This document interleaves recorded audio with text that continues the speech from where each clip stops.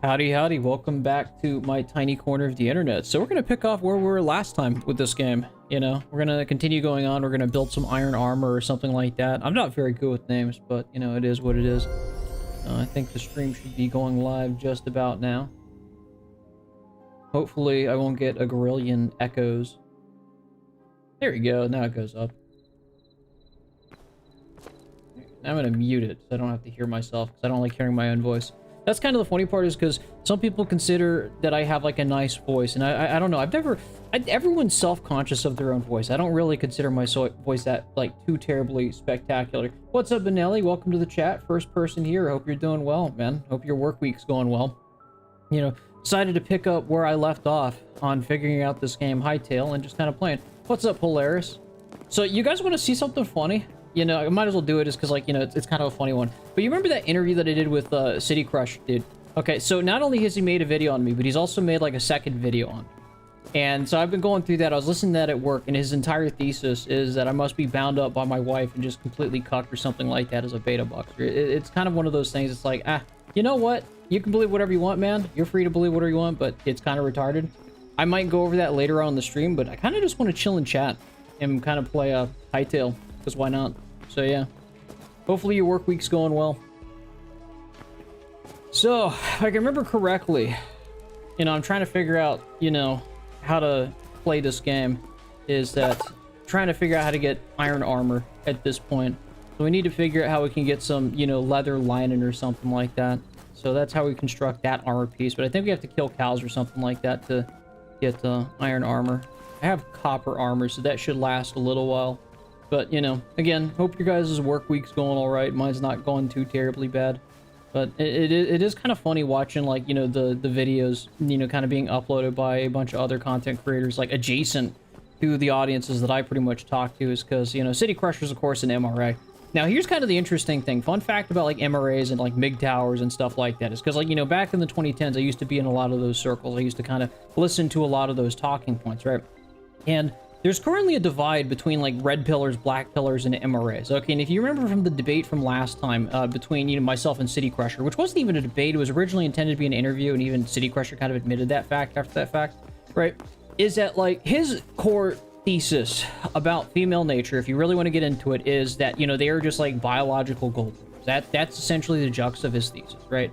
You know, obviously my position was arguing that's not the case, and that looks play a lot more of a role into it than, you know, say, you know, status, which I kind of laugh at, but, you know, that's the hill that he's pretty much on, right? But the thing is, if you want to understand, like, why somebody takes those positions, if you want to understand why somebody takes those positions on, you know, in those circles, is because, like, if you look at the generational gap, like, you know, between boomers and Gen Z men, right? You know, boomers were very much like a part of that generation that was kind of, you know, raised with those customs and traditions to follow those expectations where a man's expected to be the breadwinner, right? You know, it's still kind of culturally expected nowadays. Dual incomes are not necessarily as common as they were, you know, back then. But, you know, you can tell this guy's, you know, from Gen X, okay? You know, not that he's a bad guy. I can tell he's gone through a lot of stuff, so I'm not going to take too many shots at him. But the thing is you can tell he's coming from Gen X, and he's more or less talking from a level of experience.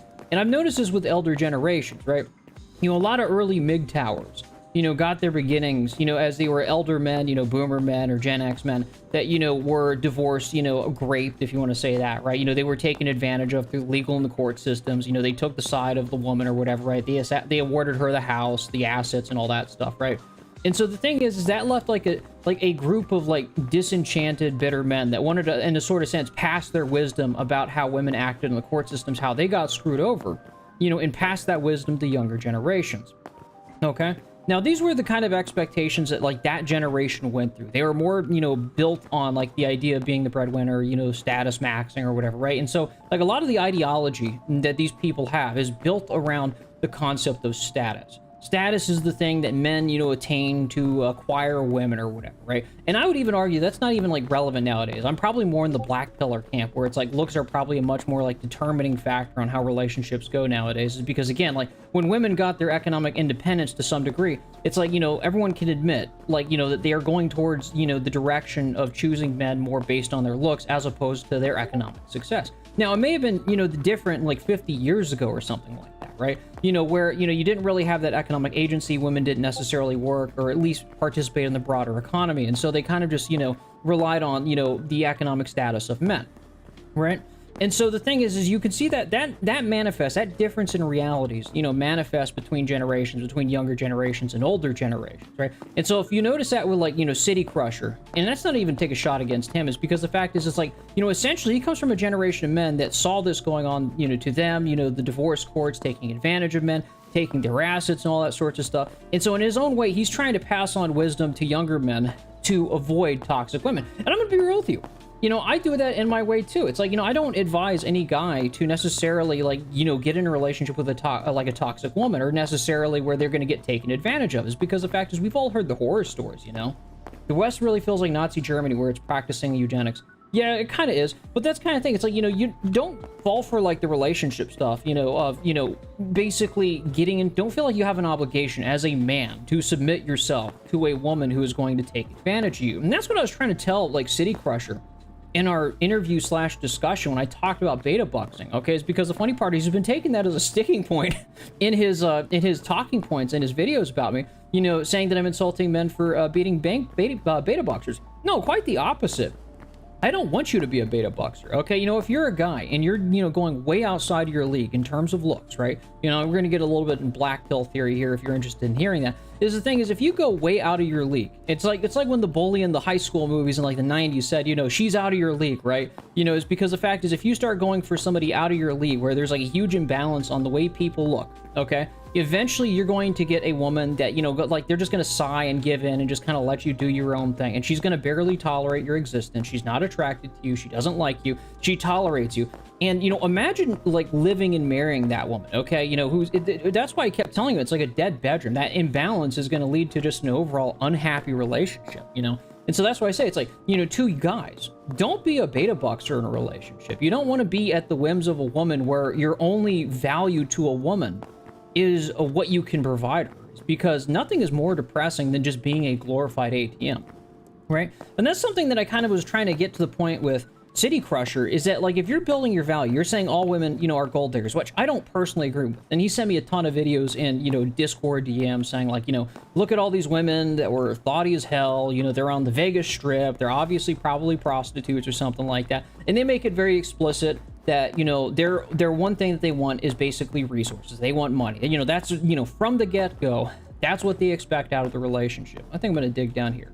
And so the thing is that, like, with those type of women, I'm not saying the difference between me and City Crusher is going to say this is all women, AWOL, all women are like that, some nonsense like that. You know, it's because, you know, he'll go down the whole dynamic of hypergamy, how women, you know, women are hypergamous and they select men, you know, based on, you know, economic resources, economic hypergamy, which I don't necessarily agree with. And some people did point that out in his comment section as well, as, you know, accusing me of basically, you know, kind of conflating the two. And I could kind of somewhat agree with that, guys, because that was one fair criticism I saw in his comment section. But the thing is that, like, you know, the idea that they mostly go for, you know, just resources alone is one of the things that's, like, I've noticed that with a lot of older men, and they think that's the only thing that they go for. Like, no, looks do much matter. They do matter when it comes to relationship and, like, how people select partners. Yeah, we've all heard men select partners based on looks, but, like, to pretend women don't is one of the stupidest fucking things on the face of the planet.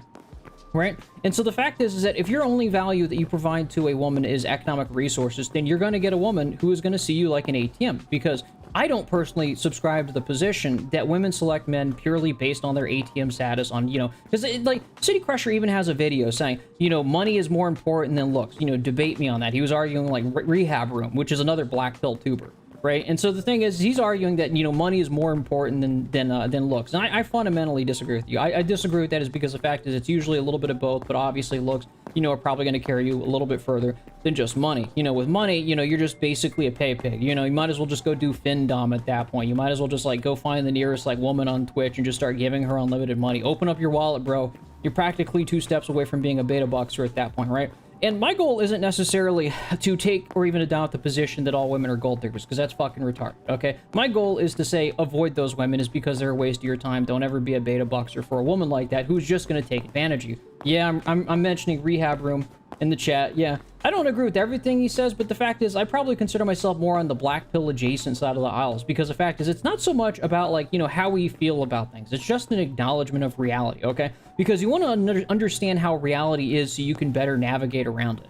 And that's why I say, you know, don't be a beta boxer for a woman, okay? You know, if you have the short straw when it comes to looks, the attractive people get cheated on all looks aren't end all. Yeah, I agree.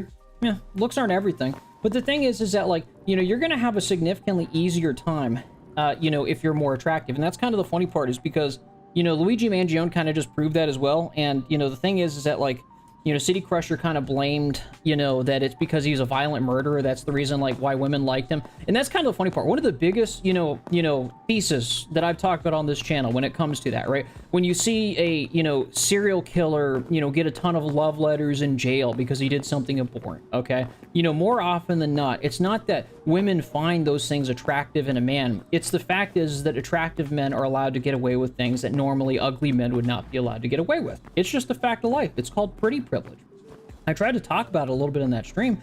It's just a fact of life, is that pretty people tend to have an easier life and get away with more things than ugly people. And because, like, you know, when somebody says, oh, they're attracted to him is because he's a violent thug or something like that. No, they're attracted to him is because he's attractive, and they're just excusing pathologically, like, all the evil things he did. And people will make the same thing with women too, okay? You know, if a man finds a woman attractive and she does a bunch of evil things, but she's attractive, you know, men will fantasize the shit out of that all the damn time. That's like half of, like, you know, animes these days anyways.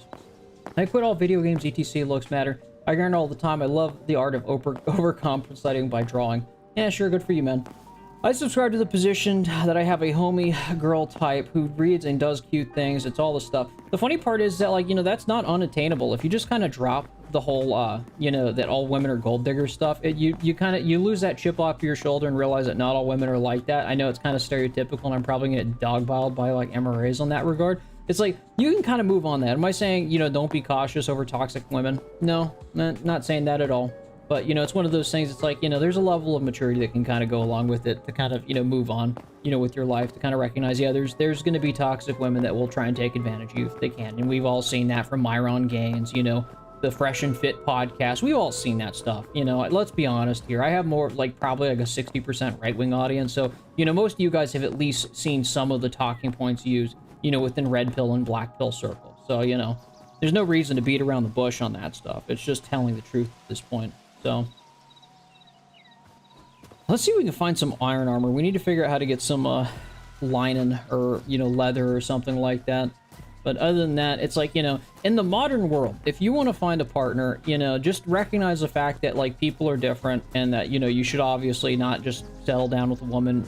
Don't be like how do you avoid being a beta boxer? Let's be honest here, okay? The only time you should, like, you know, really be on the eye out is, like, you know, if, like, a woman is, like, using you as her second option to settle down, okay? Like, that's an obvious fact. We've all seen that, right? It's kind of funny, because when I was watching that, you know, video by City Crusher, howdy, dude, what's up, August? When I was watching that video by City Crusher, right, you know, he was talking about, like, you know, the whole alpha thing, the beta box thing. He's accusing me of using red pill language, even though I'm probably closer to a black pillar. You know, the whole red pill stuff, he was, like, accusing me of using red pill language. He was like, well, that's messed up, you know, why would they fuck the pool boy? It's like, I've never heard of that. And I was like, dude, have you never heard of the saying alpha fucks beta bucks? Oofy doofy max, dude. Yeah, there you go, rehab room, there we go. But the thing is, I'm 90% sure you have heard the term alpha fucks beta bucks. Okay, you know, it's because the fact is, while beta boxer is giving the money, he's being the ATM, he's the backup plan that, you know, she settled down for. Alpha's, you know, still having his way. That's the thing. None of this shit is new. Okay, we've known about this since day one. The thing is people like to pretend it doesn't exist. And that's the thing. It's like, you know, City Crusher kind of does this with the status stuff.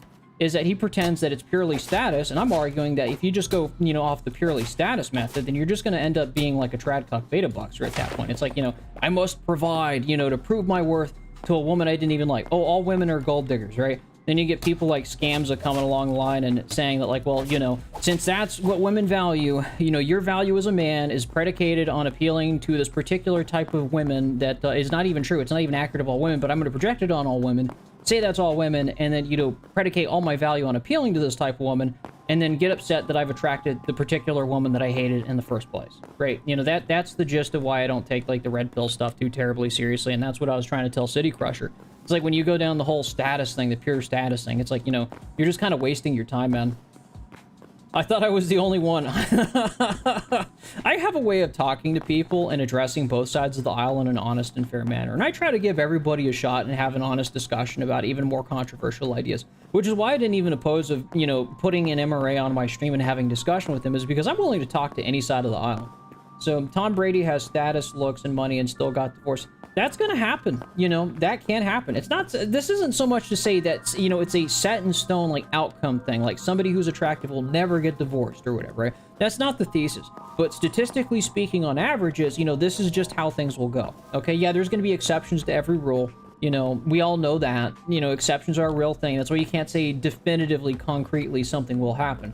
Attractiveness has a greater determination of success than gender depending on the religion. That's not necessarily wrong. Yeah, that's kind of thing. So attractiveness just takes you pretty far. It'll grease the wheels on a lot of things.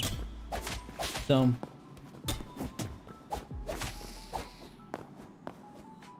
I'm still wondering where you get leather, but I don't know I'm going to the caves if I'm looking for leather. And it's one of those stupid things where you just get caught into talking about something, you know, talking about a life lesson, and, you know, you just forget that you're running around in a world on hightail, and you're not figuring out how to play the game. You can tell that's how you know I'm a natural yapper, somebody who just kind of talks. So, somebody who gets, you know, so busy into talking about something, forgets, like, what he's doing in the first place.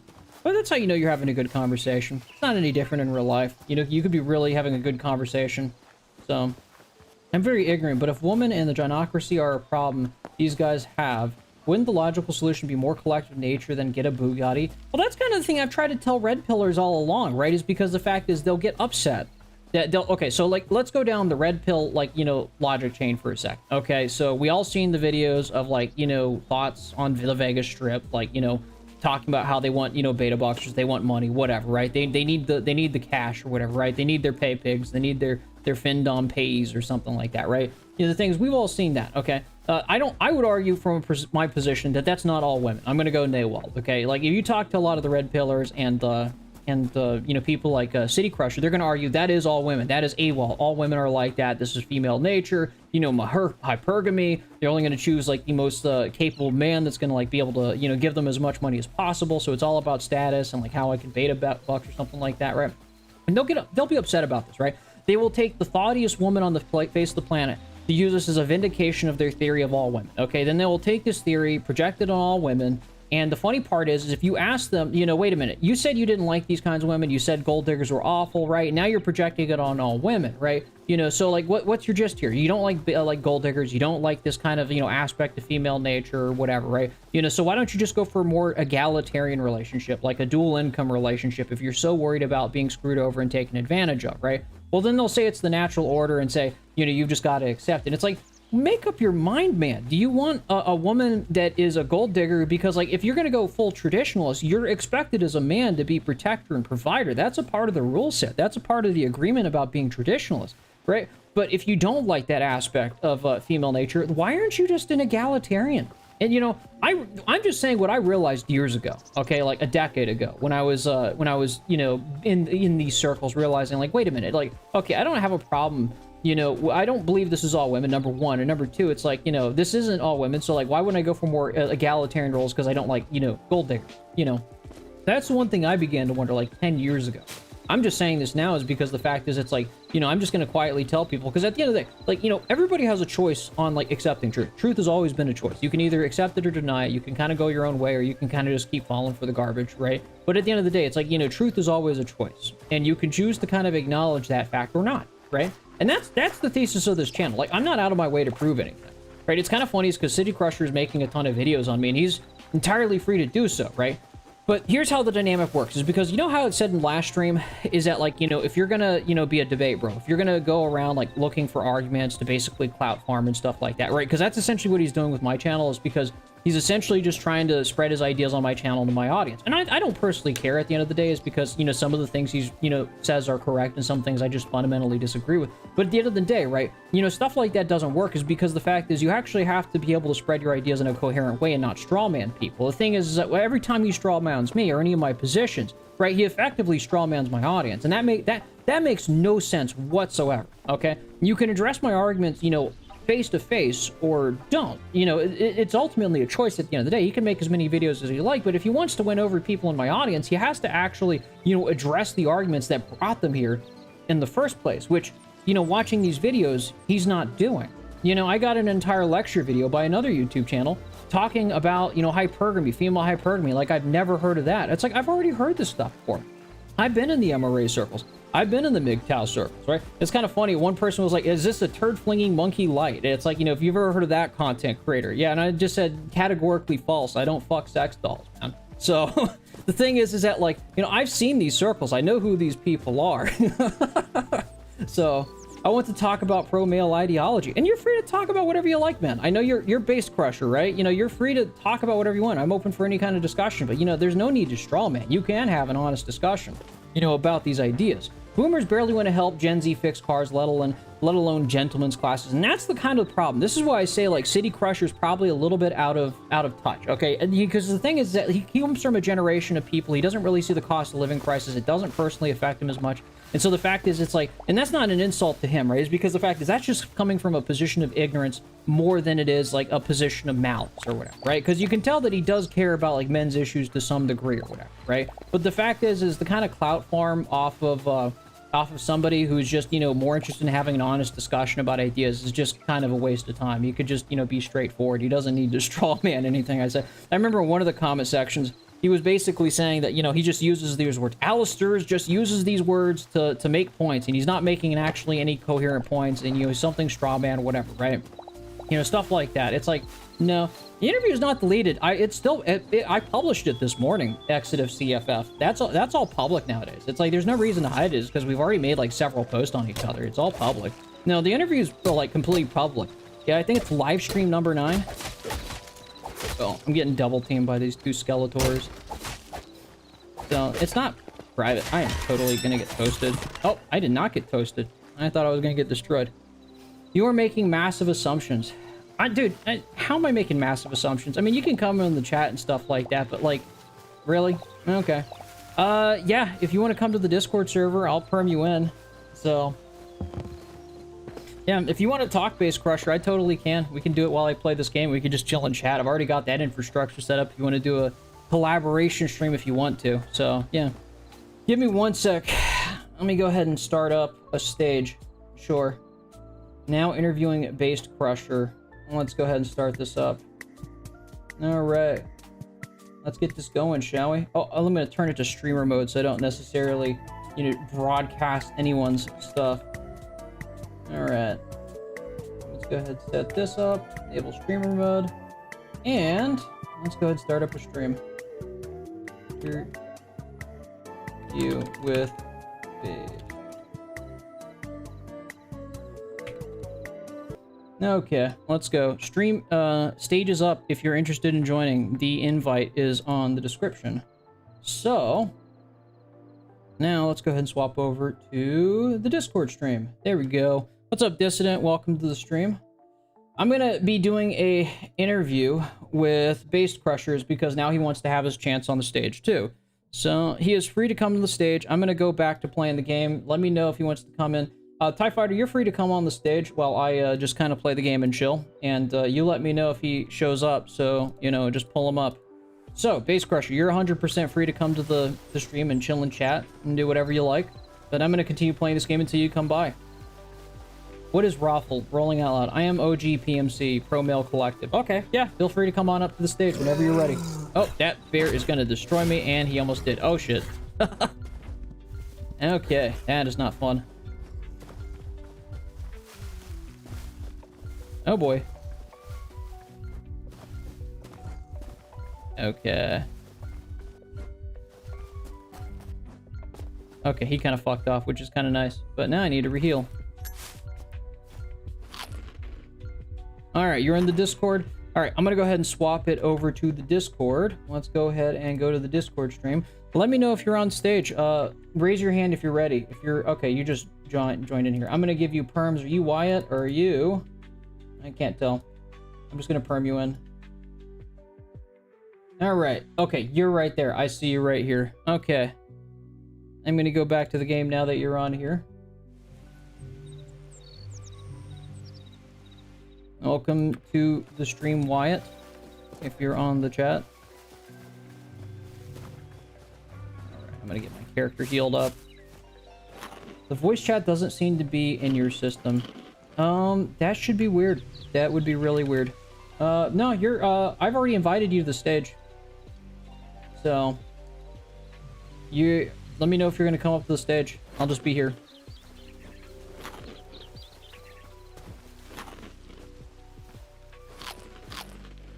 Yo, Base Crusher, if you want to come to the stage, just come on the stage. I've already invited you. Okay. Voice chat doesn't seem to be in your stream.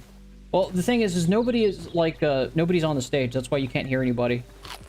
Discord server's in the description link, so... Oh, there we go. Did he finally come up the stage? Oh, it's Empire. How's it going, man? I'm trying to figure out how to move him. Yeah. The thing is it's like, you can invite somebody to the stage, you can't force somebody on the stage. I've already given him the invite, he's just, you know, not coming on, so... MRAs and MGTOW are well-intentioned, but the idea itself needs to be worked, you know. Or is that true? True, is that you? Are you the person I need to bring up to the stage? OG, MC... Yeah, okay. Oh. I'll pull you up. Oh shit, you're literally... I'm gonna have to do a 1v1 with you on this one. So like nobody else... Like if it's... Are you true as the YouTuber? Is that your tag? Okay, so...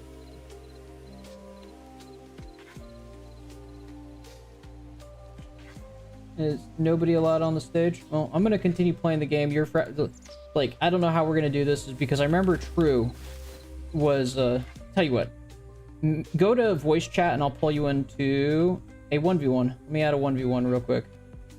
Let me add that in. Okay. Voice. Interview. Okay.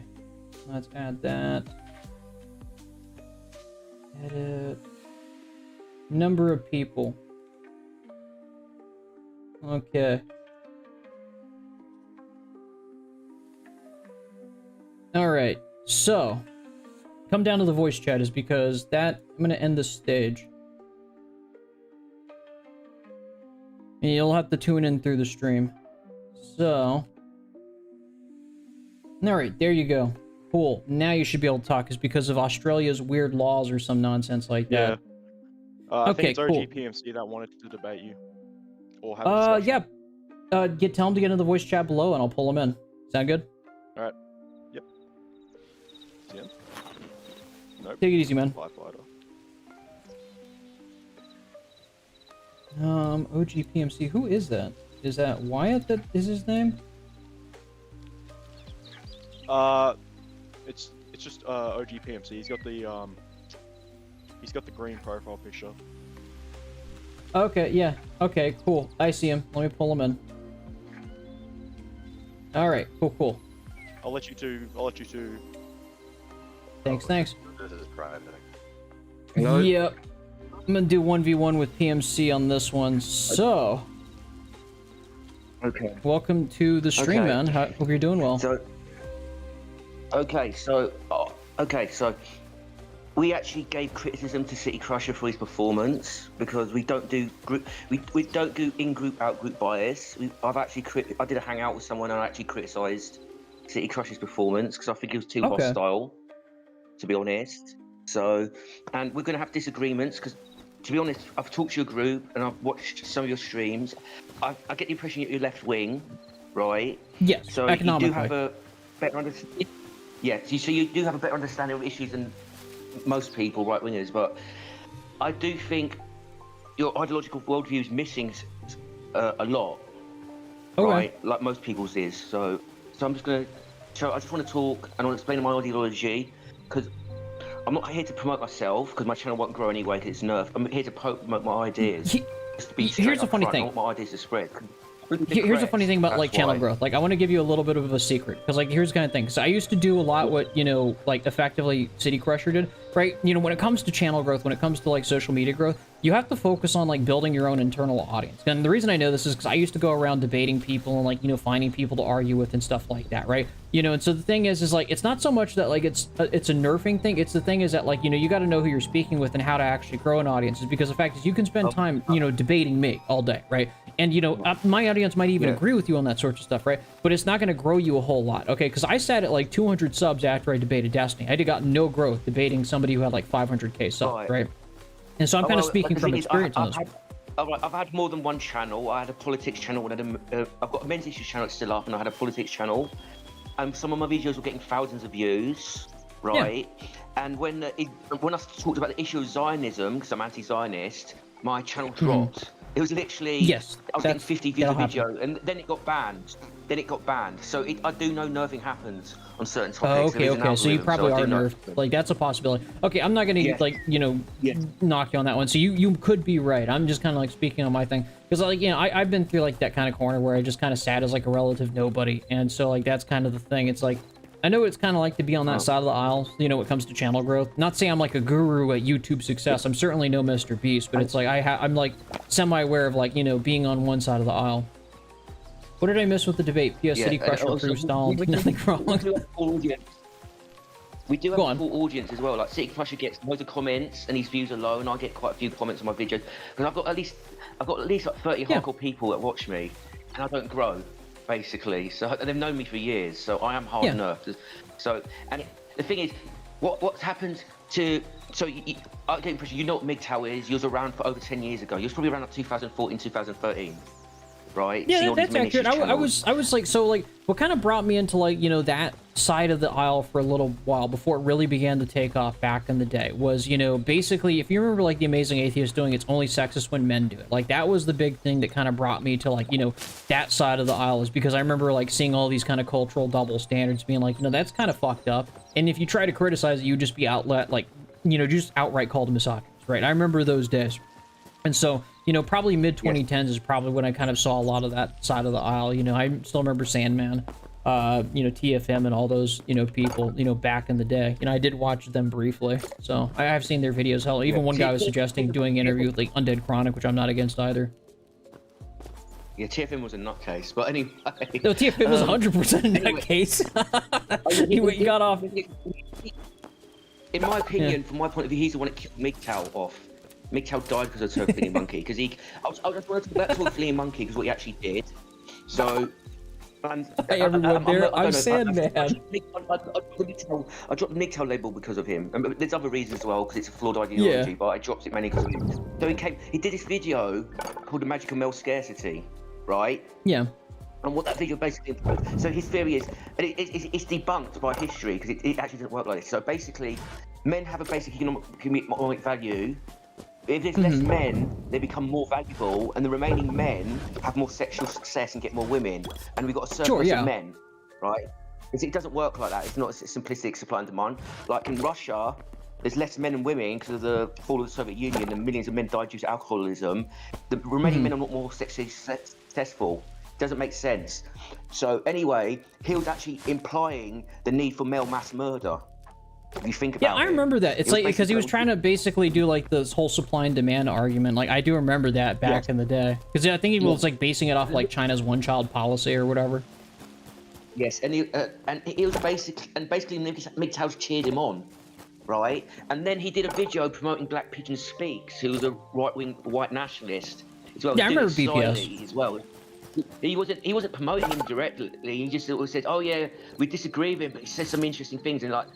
And Black Pigeon Speaks was just talking about the collapse of civilization and talking about what he'll do. But remember, Black Pigeon Speaks, he'll talk about civilization collapsing, and then he'll do this camera cut to an immigrant, like a Muslim man, fearmonger, right? He's implying things like right wingers do. So he was promoting him, and MGTOW basically died. It was going to die anyway because it didn't have a proper ideological Well, the thing is, like, the whole thesis of MGTOW was, like, you know, like, going monk mode or whatever, right? I remember, like, you know, watching a couple of videos like that, and it's like, you know, if you want to, like, if you don't want to do relationships, like, for whatever reason, it's just not your cup of tea or whatever, right? You know, I'm kind of more along the lines, okay, you know what, you do you, man. If you want to go full monk mode, that's your choice. It's your prerogative. You're entirely free to do so.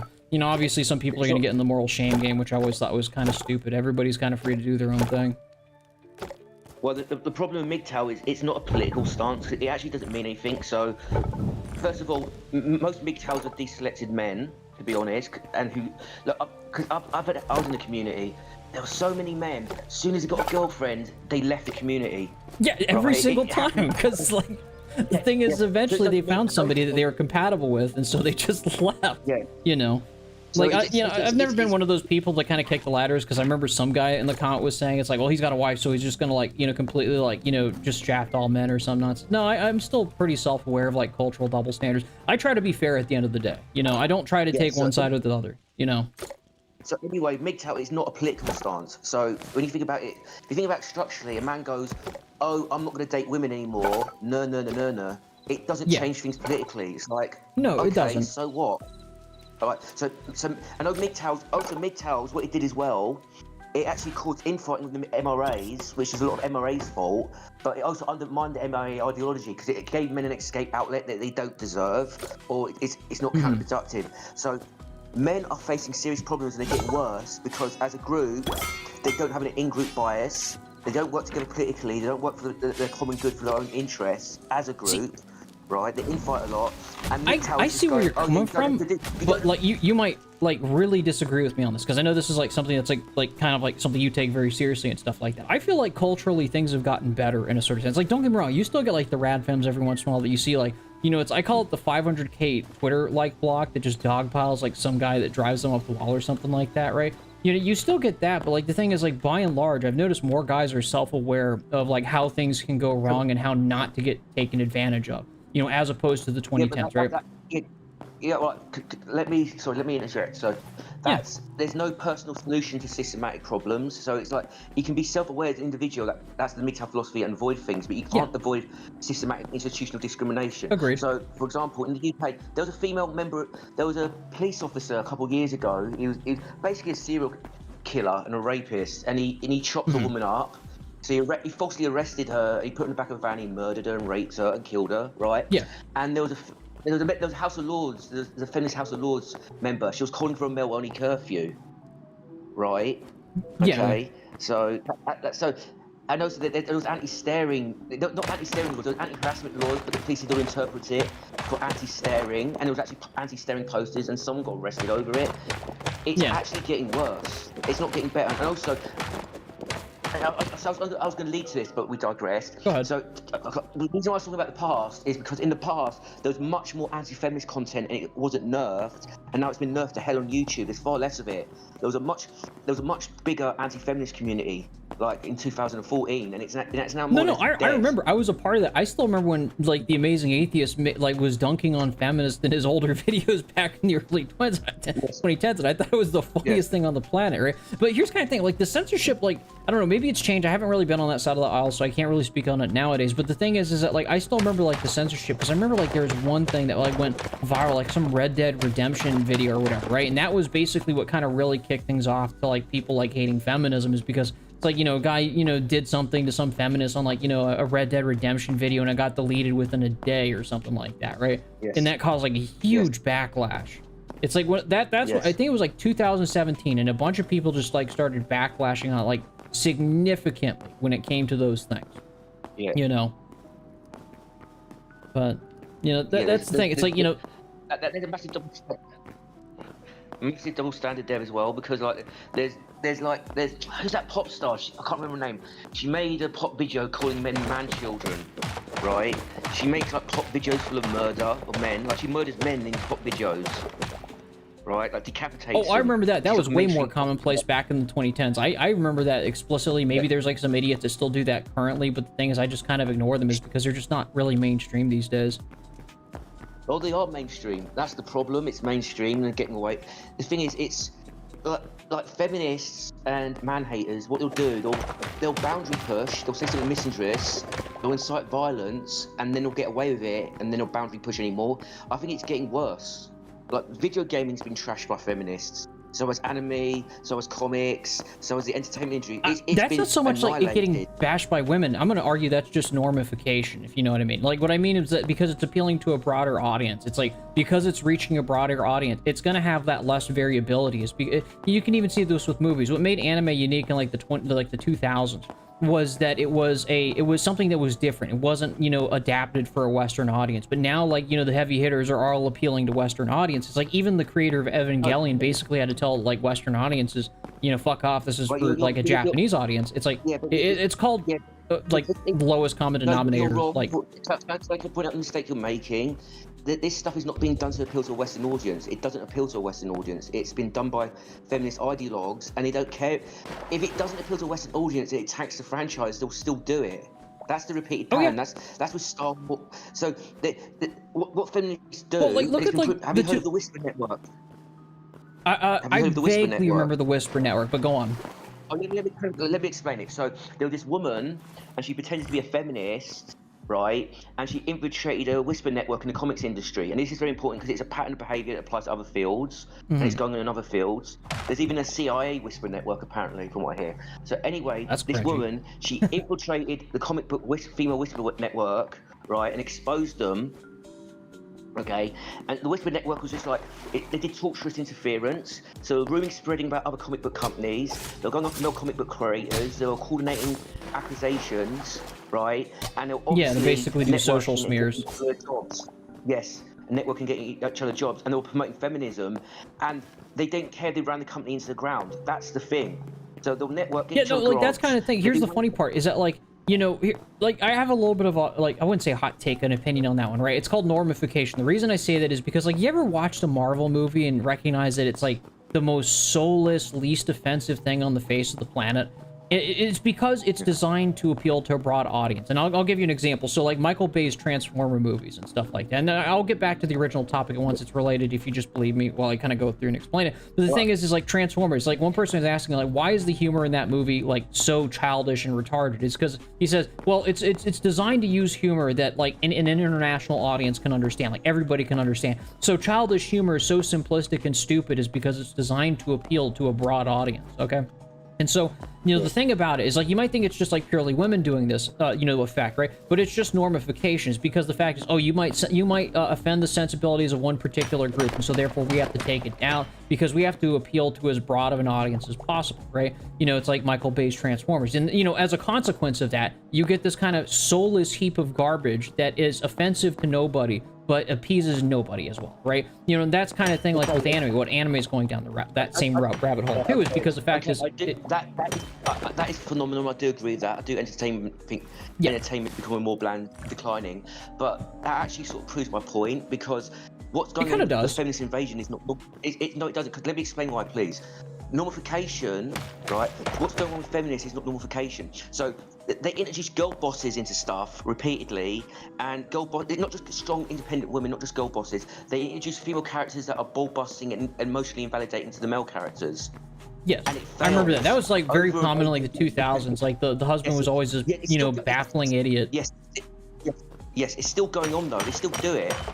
So it can't be a mistake. It can't be, oh, they're trying to diversify and appeal to a female audience. That can't be the motive, because it keeps on failing, and they keep on doing it over and over again. So it's not normification. It's a separate thing. It's feminists who've hijacked, and they're trying to promote a political agenda, right? Yeah. They want to capture. They want to capture the levers of power, and culture is one of those levers of power. They consider cultural very important. And this is a conscious. Yes, it's a cult. So it's a conscious political decision. It's not normification. In fact, this girl boss stuff, if normification, if it's mass appeal as possible, they'll go, all right, this is a mistake. Let's put a kibosh on it. They still do it. Well, here's kind of thing, like, the mass normification. I do want to say, just because, like, things have been normified is, like, you know, it's not that the funny part is in the process of normifying things, they become soulless. Like, that's the entire thesis of what I was trying to say earlier, is because the fact is that as it appeals to a broader audience, you know, the less risky it is on taking decisions on certain ideas, and so therefore it's inoffensive to nobody, but it also appeals to nobody on like any spiritual level, right? And so that's kind of like what I'm talking about, is like, while it becomes like appealing to a broader audience, in a sort of way it's not. All right, so I understand, yeah, but what I'm pointing out is that the feminists hijacking the girl boss stuff, right? The destruction of male characters like in Star Wars, right? Yeah, character That's a assassination. though. Oh Yes, yeah, that's not like, oh yeah, modification, you're right that's- about that one, because I remember like seeing like Star Wars Episode 8 or whatever, and like I remember seeing this back when I was a right-wing libertarian, and like the woman had purple hair, and I made the joke and called her Admiral Gender Studies at the time, you know, because it was like, of course, 2017. But like, that's kind of the thing. It's like, I remember that those movies sucked ass. They didn't sell well. They were garbage. And by Episode 9, like J.J. Abrams, I remember when they said J.J. Abrams was going to save that movie. And it turned out like he couldn't actually write an original story to save his life, which, you know, all he did was bring back Palpatine, which I didn't watch that movie. I thought it was retarded. Yes, the thing is, nullification, the decline of, because I do think there's a decline of culture in general, but I think it's a sort of separate issue. The feminist hijacking of culture is a separate thing. It's like something that just it's done regardless, and it's like also, I personally think a lot of feminists are just very spiteful, and they just don't like men, and they want to destroy stuff that men like. They want to destroy the fandoms, like Crunchyroll, for example, and Funimation. That's been taken over by feminists as well. They'll just randomly remove series they don't like for ideological reasons, or they'll give dubbing, promote feminism. It's in video games as well. Like Anita Sarkeesian is still being hired as an advisor on video games. Yeah, dude, well. I remember Anita Sarkeesian back from last decade. Yeah, and that's kind of the funny part, is like, you know, things are bad when like even like her. Oh, what the hell are these? These things are weird as shit. I'm being attacked by these weird crawly things. But yeah, no, that's kind of thing. I remember Anita Sarkeesian, and the funny part is she started like 90% of the stuff, especially like back in the day, you know, when she was basically trying to get video games pulled for misogyny or some shit. And, you know, I like how everything on the internet has effectively been downstream of that event on the internet. Yes. I'll look through the collective web shout. Collective Shout. Oh yeah, I remember Collective Shout. They're an obnoxious group. I went through the website, and they've been going since 2014. They were talking about age verification years ago, as well, right? And it was it was basically the same narrative. It was similar narrative to Anita Sarkeesian. Video games are misogyny. Video games are sexist. And they were anti-porn as well. Porn is violent. Porn is full of rape. Blah blah blah. This is a long-term thing, and men don't seem to be aware of it. This is long-term. This is long-term coordinated political action, and it's successful. I live in a country, literally, I might have to dox myself to use my own mobile phone soon if they bring in these laws. Yeah, because you're from the UK with all that like age verification shit. That shit's so ass. Yeah, I'm gonna Fed post for a little bit, but like we need to expel the World Economic Forum from the United States and drive them out of the country, because like honestly, I don't want that shit here. Like, you know, honestly, like strap them to rockets and launch them into the sun. That's my take about the World Economic Forum, Larry Fink. I think Larry Ellison should have his citizen strip, and he should be dumped into the Ganges River. That's my take, right? You know, fuck that guy. You know, he's gonna lay off a bunch of American workers, do all this digital ID shit. I think his last days on Earth should be being dunked in to the Ganges River like a cookie and milk, dude. Like, that's my take. Let's get some green hats in the chat. Let's get some, like, you know, Luigi hats in the chat for that guy. Fuck him. Okay, so but the thing is, this is linked to feminism. Right, these elites, they use feminism and they pander to feminists as well. So I'm anti-imperialist because I know there's a lot of so I'm against the Ukraine war. I'm against Zionists. I'm against imperialism. I've been against war because I'm 44. I've been against war. I've been protesting against war since early 2000s. Right, so I've got a long-term systematic understanding of this. Right, like all these things, imperialism, neoliberalism, it's actually linked to feminism. Okay, this is what a lot of people don't understand. Feminism is actually not left-wing. It's neoliberal, and it's actually right-wing, but it invades left-wing spaces and hijacks them and destroys them from within. Yep, it certainly does. And the fact that so welcoming to feminism is so weird to me. They welcome it with open arms. Yeah, there's like, can I give you an example? Like the worst examples. Like a feminist government, the feminist government got elected. I think it was Finland. It was a feminist government. Okay, they got elected and they joined NATO, and it's a feminist government where it only drafts men and women don't get drafted. So a feminist government is putting literally men at risk of war and dying in a war, and it's a feminist government. Okay, And there's like a Shield from Men did a video about this. It was like it's a deep dive that most people don't do. Like there's links between imperialism and feminist organisations and NGOs. This NGO complex, all feminists, like these reshaped. The funny part is that like if you look at the Anglosphere, this is a unique Anglosphere thing, right? If you want to know like who's used like feminist movements for like undercurrent shit to like get shady shit done, it is 100% the Anglosphere. Like that's what I was trying to tell City Crusher in the last discussion. It's like, who sponsored the white feather movement to shame young men into dying for the British Empire? It was quite literally Admiral Fitzgerald that used the insecurities of young men to die in war for them, right? That's kind of the thing. This isn't new. They've used these talking points for ages, I wonder what the fuck that thing is. But the women go along with it though. It's not like they're being brainwashed against the will. They're going along with it.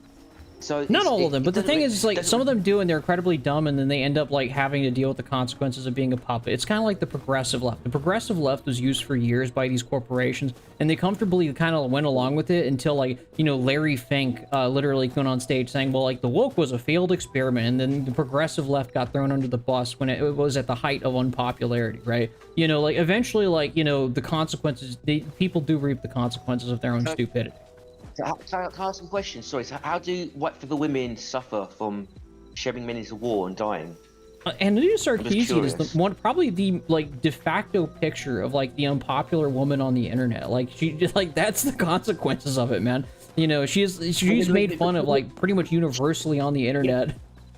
But Hello, winning. fellow members of my favorite honeypot on the internet. What's up, man, dude? I had to have a little bit of glow posting. I couldn't hold it back. I had to have some negative opinions about Larry Ellison, man. I can't hold it back, man. Sorry. Isn't Anita Sarkeesian winning though? Like she's Anita Sarkeesian. She's filthy rich. No, yeah, absolutely. It's because she's working with like these elites. Yeah, absolutely. I believe it. Yes, and she's networking with feminists. Like, it's not just the elite.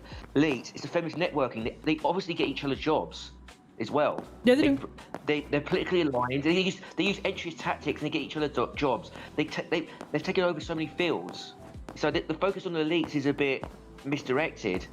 Well, it's not like there's not like a collective of like feminist women pulling the strings. This is just what the ruling class does, and that's what I'm trying to get. It's like I'm not trying to absolve like women of some stupid shit that they do, but like look who's pulling the strings. I actually disagree with you. I disagree with you because I think the elites pander to women. They pander to feminists.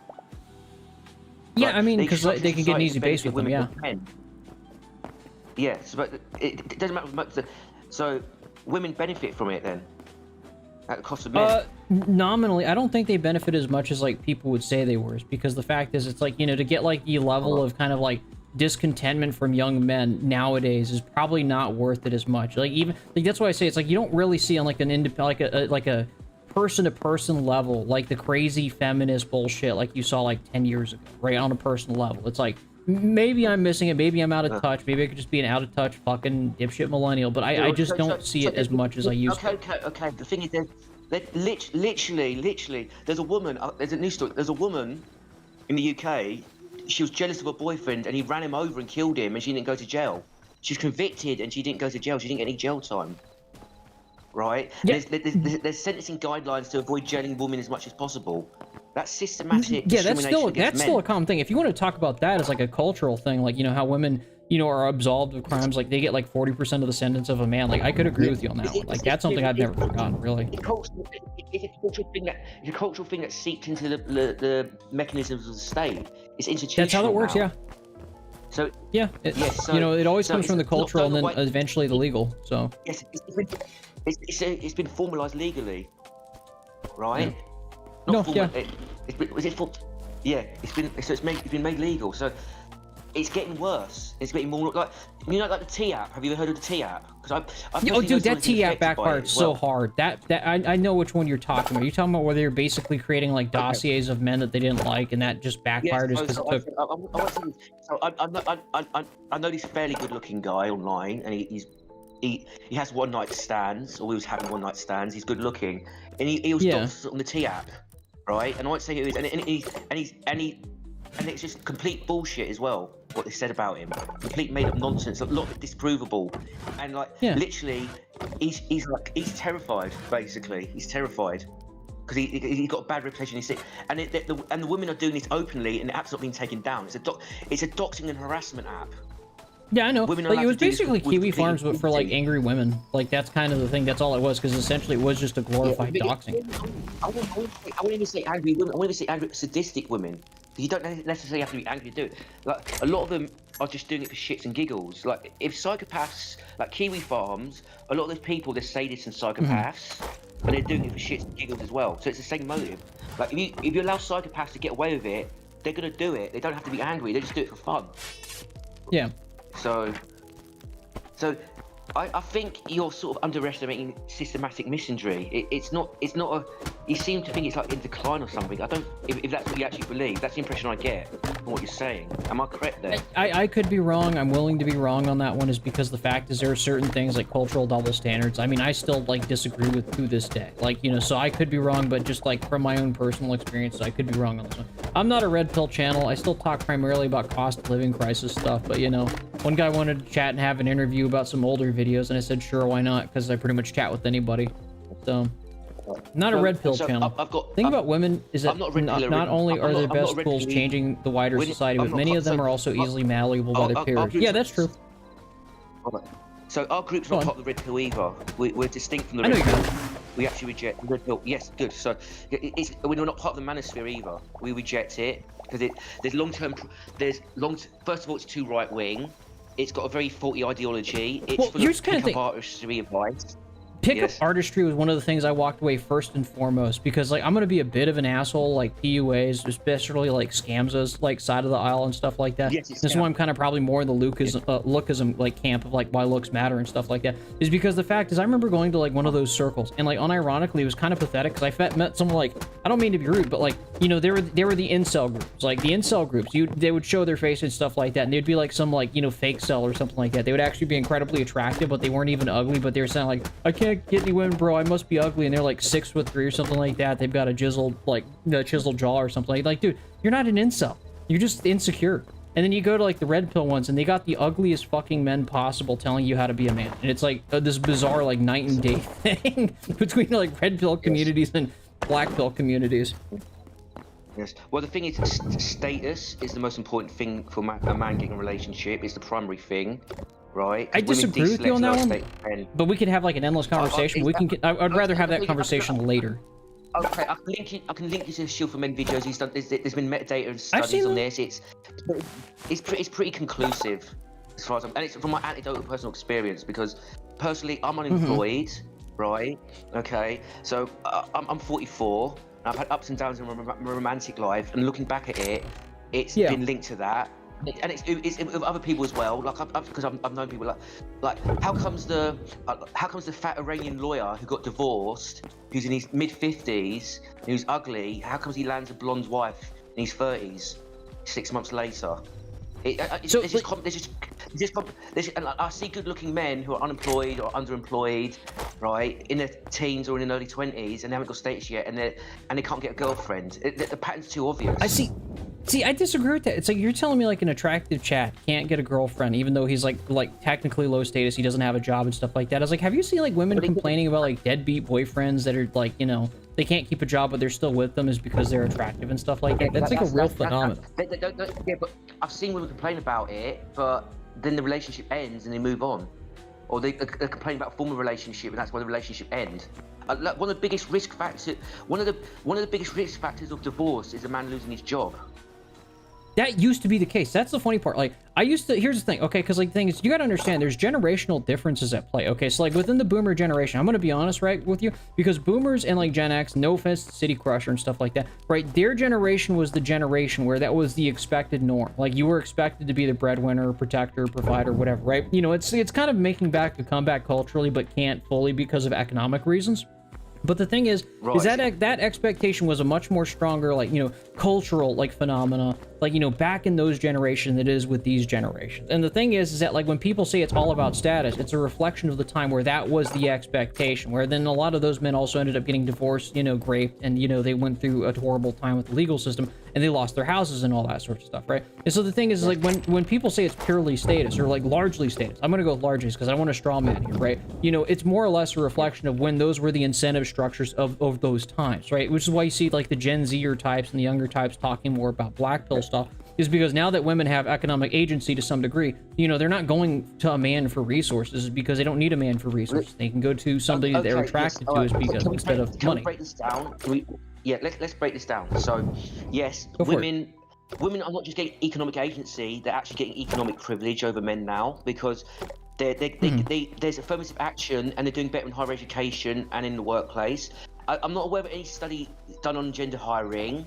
I know a Reddit experiment, but I know studies about education, but there's female teachers down mocking boys in schools for the same work, right? Someone did a Reddit experiment. I know it's not a proper experiment, but I'm not aware of any experiments, so it's all we have. So he did female CVs and he did male CVs, and I think like this female CV's got like magnitude more replies, more interest. So so women have got economic privilege over men now. Okay, so that's kind of the funny part. It's like, you know, like that's an economic privilege, because I've even talked about it in my videos, like where you'll have like white boomer men hiring like infinite like, you know, Indians and like foreign labor to replace like young white men, but then they'll also hire like infinite like young women, and they'll just like completely screw over younger generations of men. Like that's a real phenomenon. Like, by the way, I agree with you on that. So there's less sex than ever. More and more men are deselected than ever, and there's less sex going on than ever, according to studies that I've seen, right? So that means due to female hypergamy, if men don't fit those standards, those men are just going to be completely deselected, and women are having less sex than ever as well.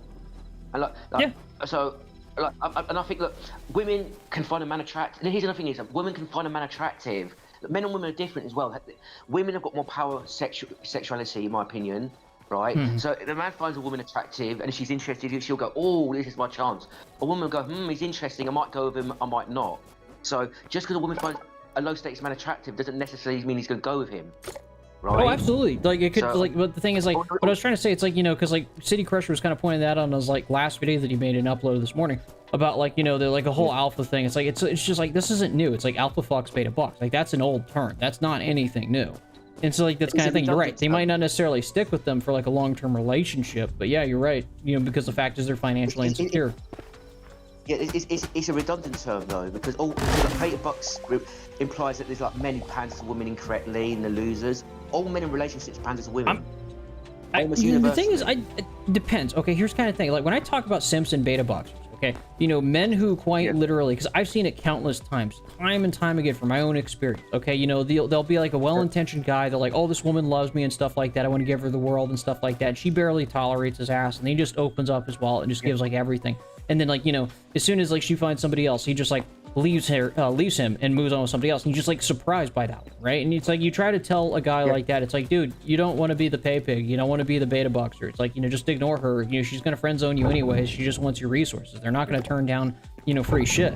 But like that's kind of the thing. It's like, you know, you try to tell somebody and they just don't even listen to you, and they just keep doing it, and you know, like completely oblivious. And worst of all, they'll just like accuse you of being jealous. What's up, Wilson? Welcome to the chat. There was this MGTOW called Human, right? And he used to give MGTOW advice, right? He was complaining about women and dating all the time. Okay, Mix, but we don't talk about it too much. We don't complain about it because it is what it is. But Human was complaining about dating dynamics and how it sucks over it. It's not a political thesis. It's not a political position. Yeah. So he's just talking about it over and over again. And then he got married. And then he started attacking his MGTOW audience as losers and misogynists.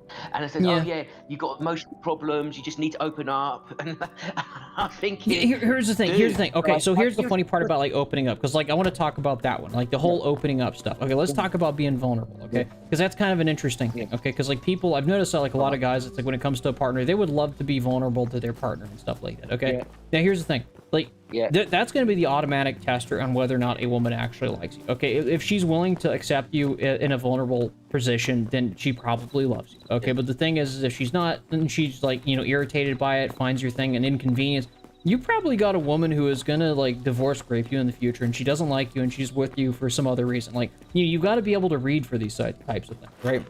Just because there is a significant difference. Yeah, but Go on. the problem is, like, a woman can love you and feel affection for you, and then she can still not like you later and still divorce you later.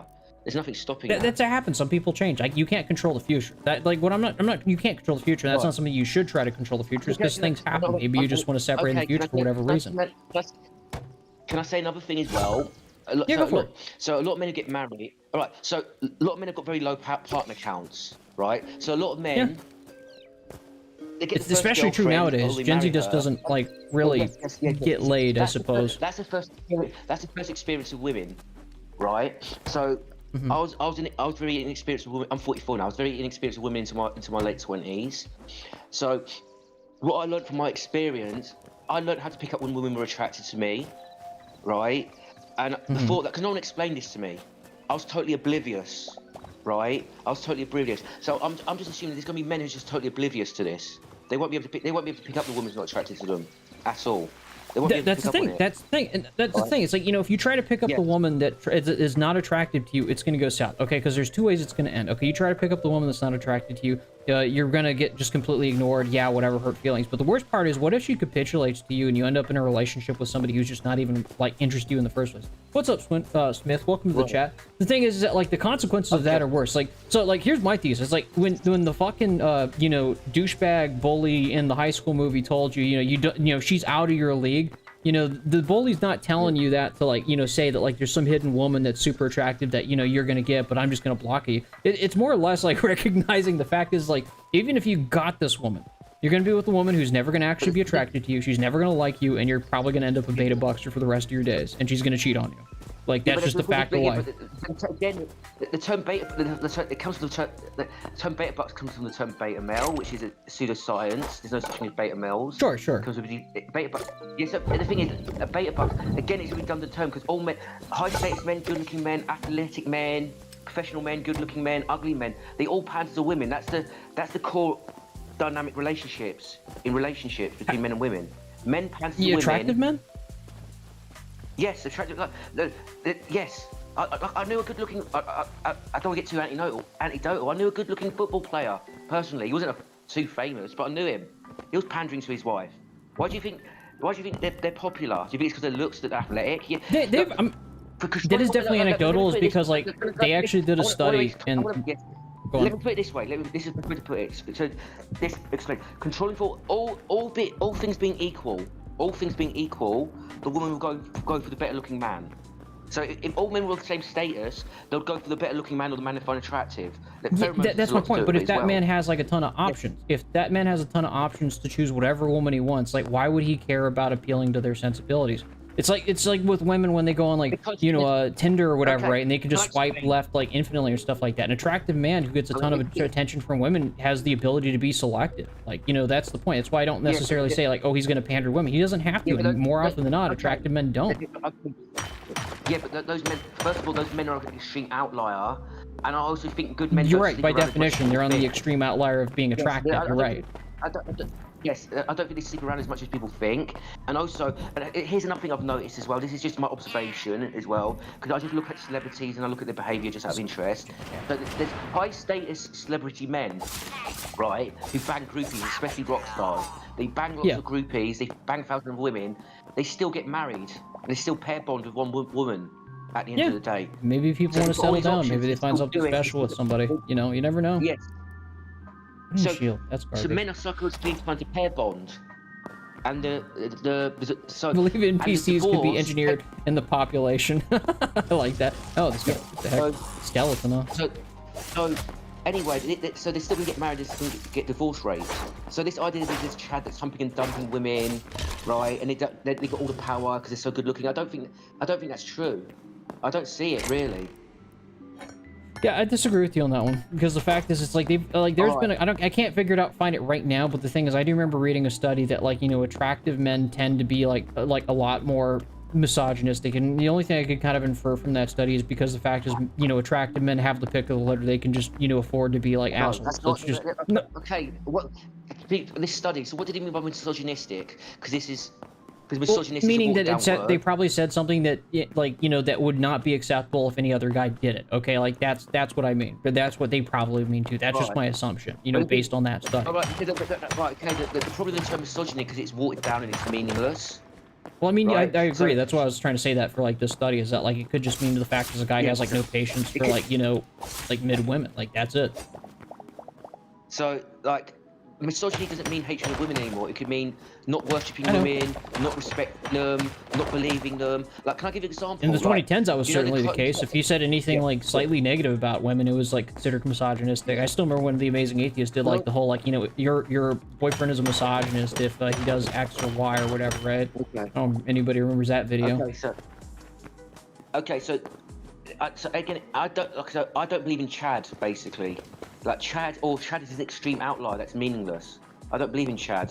I honestly don't.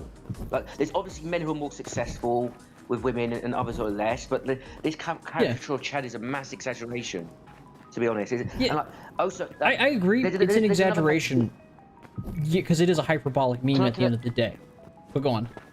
So I don't believe in Alpha Widow either. That's another manosphere concept. That's nonsense. Because the Alpha Widow is basically women are undateable because Chad banged her and ruined her, and she's bitter and she's upset, and he was betrayed by him, basically, and she can never. There's like TikToks of women doing that. Like that, like Yeah, but unironically. Like, it's not not no really- offense. Yeah, but you know women play the victim on the TikTok, right? A lot of women play the victim. No, I can't don't say think that they're like, just playing for the example- victim on that one. I actually do think that does happen. Like the whole alpha widow phenomena is like. Yeah. I don't believe in the Alpha Widow. I honestly don't, because women get less attached to men in relationships, from what I can see. They can be sad, they can be upset, but men are absolutely devastated a lot of the time. That's why divorced men commit suicide four times more than the general population. Like, women who divorce have no spike in suicides, 0. And then women, Yeah. it's shown that women break up relationships more than studies. They're the ones that end relationships like 80% of the time. The whole alpha I don't widow really thing, believe like in the thing alpha about the widow. alpha widow thing is that like I'm gonna have to fundamentally disagree with you on that one, is because the fact is it's like everybody wants an attractive partner, okay? Like the difference is that like when it comes to like, you know, attractive partners, like, you know, the alpha widow and stuff like that, right? You know, they get hung up about that is because they thought there was something going on there, right? You know, if a man like tries to go like for a super attractive woman or whatever, right? He goes way out of his league, he's just likely gonna just get ignored, okay? You know, there's not gonna be any putting out in that one, right? You know, when it comes to like, you know, the alpha widow, that ends up being the case and they mistake that. So find women in your league. Agreed. Can I point out a fallacy that I think you're committing? There, I think you're committing the looks match fallacy. Right? Because Okay, you know what? I can accept that. Right, because what the woman looks like doesn't really have anything to do with what she's attracted to. So a decent-looking or average-looking woman, or even slightly ugly-looking woman, can still be selective, and they still won't go for a low-stakes man. And men are less fussy than women in looks as well. And also, a lot of attraction is pheromones anyway. If the man is average-looking, he smells nice, I think the woman's gonna be fine. If the pheromones are compatible. Yeah, like that's kind of thing, like the whole looks match thing. 'Cause, like we've all seen like those images of like people just kind of inflating like their friends, like, you know, SMV, if you want to call them that or whatever, right? We've all like, I think everybody's seen that. So like, you know, people do bullshit, but at the end of the day, it's like, you know, like you can't gaslight, you know, like somebody that they're attractive or they're unattractive. If somebody has like a significant, like, you know, significantly ugly, they got a birth defect or whatever, that actually like really hinders them finding a partner and stuff like that. It's like, you know, you can have your buddies try and like updo you to make it look like you're more attractive than you actually are, but at the end of the day, it's like the other person's got to accept that. You know what I mean? Yeah, that's kind of thing. When it comes to looks, I'm not saying looks are end all be all. Like, you know, you can be ugly. It's not the end of the world, but then you can still find a partner. It's just the thing is it's going to be harder, right? And the one thing I don't like about, and the reason I'm more of a black pillar on this, is because I personally want society to be more honest about looks playing a role in things and saying, you know what, attractive people do have an easier time. And so the thing is, instead of trying to gaslight, especially men, that looks don't matter, telling that looks do matter, and stop gaslighting that they're like a lesser human being is because they can't score like high-value women or some nonsense like that. So, Right, they can't score women at all. It's not high-value women. They can't score women at all. Right? Yeah, especially with Gen Z, it's kind of wild world. You know, that's been the weirdest thing to me, is because I like the first woman I dated was when I was 15, and then I hear like Gen Z just can't even get like a woman at like, you know, 20s. It's like, it's just night and day. I'm a late millennial. I don't know. It's a weird one to me. We live in such a weird world. I dated a woman and then I had like a 12-year gap. I dated a woman at 15 and I had like a 12-year gap. Okay. So it doesn't mean anything. Okay, so I took a. I'm not going to Okay, go on. I'm not going to show my face. I know this sounds arrogant and narcissistic, but so I've been told many times. So I'm actually good looking, right? Like countless people have told me I'm good looking, like, especially when I was younger, right? I've had a miserable life, and I've had barely any success with women. Like my entire 20s was completely dry on them, more or less, right? So and like. Also, this is going to sound crass, right? So I'm talking to like incels because I'm trying to educate them out their false ideology, and they go, "Oh yeah, you need a big penis. Women are attracted to big penis," and I've got a big penis. I'm gonna be honest. Just because I'm a black pillar doesn't mean I'm gonna say I like agree with everything like every black pillar says on the internet. Because there are some genuinely stupid fucking people who still draw lines all over your face and be like, "This person's a Chad." Yes, but there's assumptions that they make. So if we're this, and we're this, we're going to be successful women. No, men, because it's not really an individual thing, right? There's individual variants, but collectively as a whole, right, men are less successful with women. There's less women getting romantic with women, right? Because men as a whole are low status because they're being driven out of the job market and they're being driven out of higher education. Well, here's the thing, okay, because like the funny part is that like I was gonna concede like previously is because like my entire channel's been talking about the cost of living crisis and how that's pretty much destroyed like most guys, you know, ability to start a family and settle down and own a home and stuff like that. Because like status does certainly play a role, like culturally at the very least.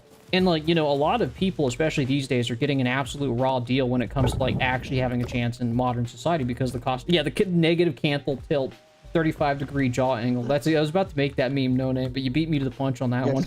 But the thing is that, like, you know, based on the status thing and the cultural expectations, young men are getting completely screwed over by the cost of living crisis. So it's the cost, and they get hit with the cost of living crisis, and it's a double whammy because they're being discriminated against in the job market very, very badly, very badly. All the high status white collar jobs are going to go to women. And like, men are going to be the working class. Men are basically the proletariat right now, and women are the bourgeoisie. That's what's going on. And it's going to get worse. A new movement will be formed from the failures of the manosphere and the right. Absolutely. I think there's going to be a different kind of movement that's more pro-working class. I do think that's kind of inevitably on the horizon when it comes to this stuff, because the fact is the right and the manosphere are just completely incapable of addressing the issues that are going on today. Especially the job market. The job market is ass, dude. Oh my God. Yes, and also, and the thing is, it's not just dating as well. So dating is a byproduct. Lack of dating is a byproduct, and a byproduct of something else, of being low status. So a low status man is not just going to be relationshipless. He's going to have less friends, and he's going to have less life choices. Right? He's going to have smaller social circles and no social circles. He's more likely to end up isolated. He's more likely to take drugs. He's more likely to drink alcohol. He's more likely to commit suicide.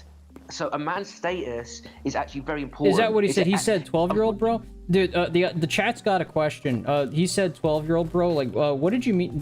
What's that exactly? What's the chat asking? It was that when you were dating, you start with 12? I thought you said 15. No. So I dated a girl. No. I can't hear you, Mike. I was in boarding school at 12. No, I dated a girl. I had my first time with a girl when I was 15, and she was abusive to me, right? And then when you were 15.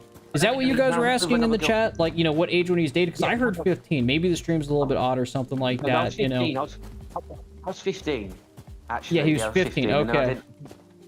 And I didn't date until I think my late 20s again, basically. Because anyway, because I've been unemployed. I think I've been underemployed, unemployed. I've been mentally ill. I was shut in for like 6 months once, stuff like that. So, so anyway. I shouldn't personalize too much, but anyway, the point I was trying to make is like, just because you have something when you're young doesn't mean it's not like a skill you learn and then you suddenly get a skill and you can get women. It's just. You said 12-year gap with your girlfriend. Did you say 12-year gap with your girlfriend, or did you what was the deal?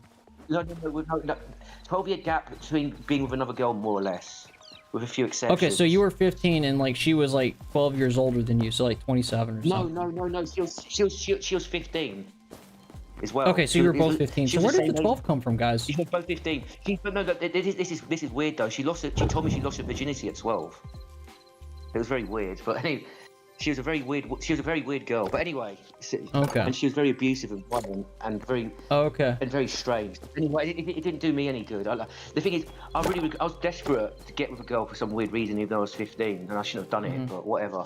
But don't know why my audio is so fucking retarded anyway, right now because yes, I just keep the thing hearing is, you cut out. That's part of my chaotic childhood. No problem, That's part of Resident my chaotic Badass. childhood as well. That's part of my chaotic childhood as well. So anyway, well, the point I was trying to make. So men are being discriminated against in the job market. They're being discriminated against in higher education. They're less likely to be hired. Right? There's affirmative action, which is structural violence against men. Affirmative action. The thing is, so I don't know why my I'm not audio against is the so concept of retarded. short-term affirmative action for ethnic groups, but it should never been applied to women whatsoever. Period. Yeah. Right. So women get affirmative action, and they push men out of the job market. So this is why this is an injustice. So You know, the latest women do post not- of mine literally talked about that because the fact is, like, there is a cultural double standard about that fact. I even just watched Dave Ramsey do this shit. It's like, you know, unironically, a guy came on the stream talking about how his girlfriend has a bunch of debt, whether or not you should go through with it. And the funny part is, Dave Ramsey's all about, like, paying off your debt, not being a burden on society, doing things your own way. And then he went total, like, you know, absolute fucking, you know, we need to bail her out. You need to pay for all of her debt or something like that, Yes. right?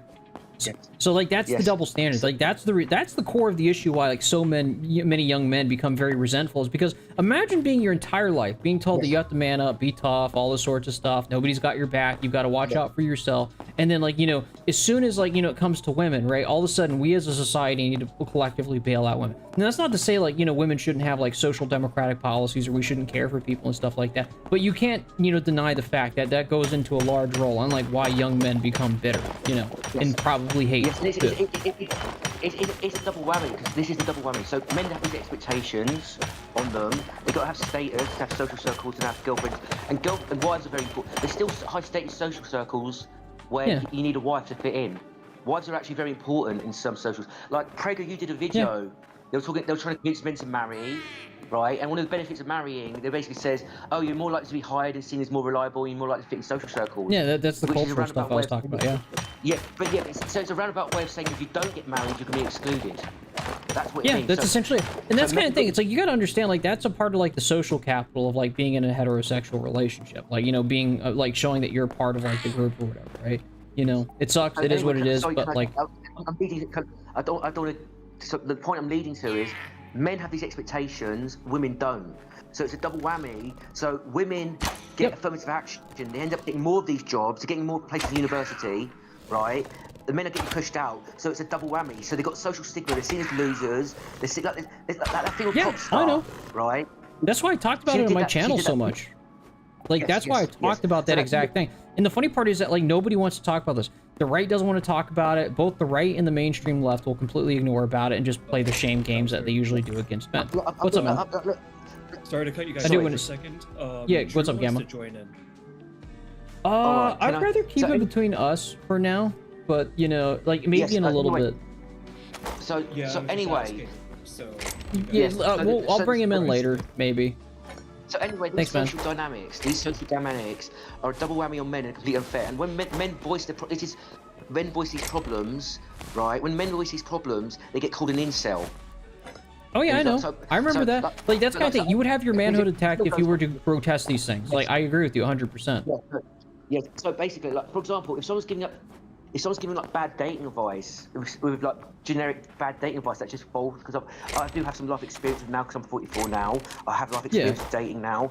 I know what's going on, right? So if I call out bad dating advice, I'll just get called an incel. Or bad relationship advice, or bad marriage advice. I'll just go, oh, you're an Oh, incel. no. I'll tell you, Dude, okay. Everything I talked about, like, about how to select for a partner, how to not be a beta boxer, ignore, like, women who are like that and stuff like that. You know, I've been called an incel for that stuff before, too. I don't really compromise. I just, because at the end of the day, it's like, why would I consider myself, why would I ever want to appeal to the people who don't even like me in the first place, right? That's the thing. That's the way I look at it, okay?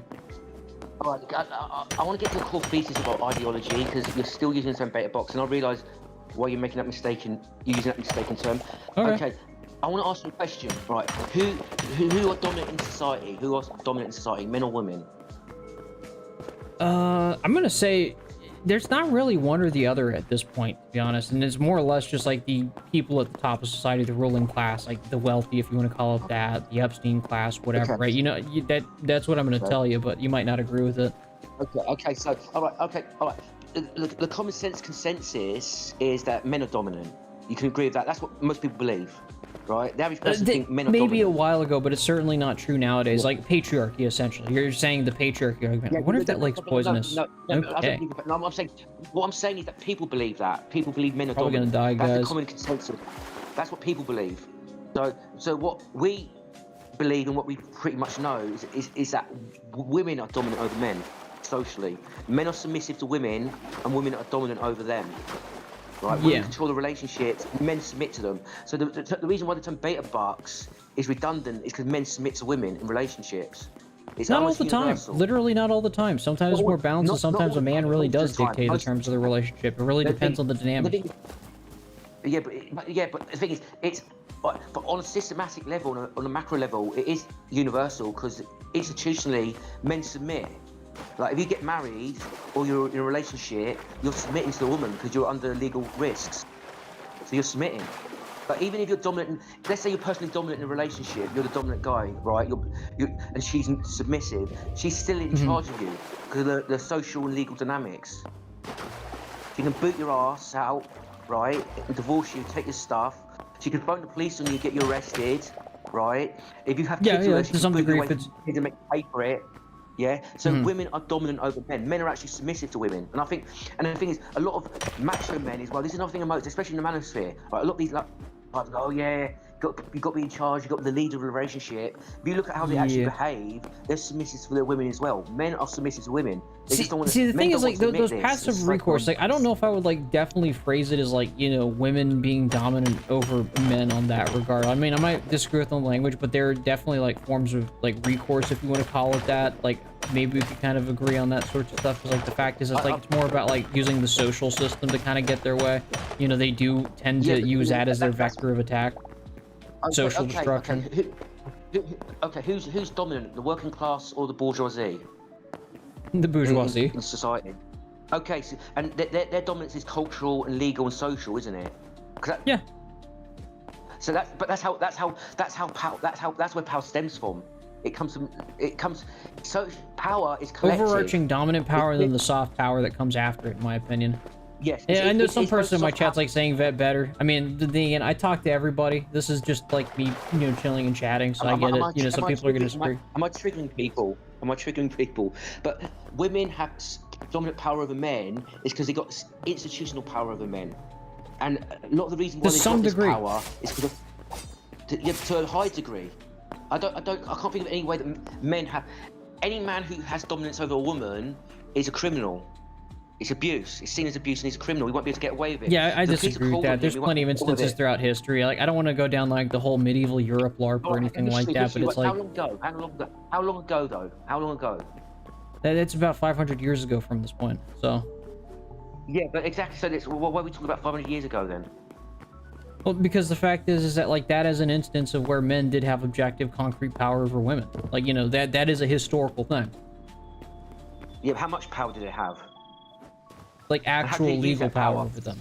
Like, have you ever seen like I don't know if you ever heard the work by Shakespeare called like The Taming of the Shrew, which is quite literally where like a guy, you know, takes like an unwedded daughter to like buck break her into marriage or some shit like that, right? You know, it's kind of amazing the power that like men did have over women at the time, right? That's why I don't fully like say it's like, oh, okay, it's, you know, because women just, you know, explicitly oppress men today. That's one thing you'll probably never really get me to agree on, is because it's just like, I could agree about the stupid shit that men do, but like that's one of the things that's like, no, sorry.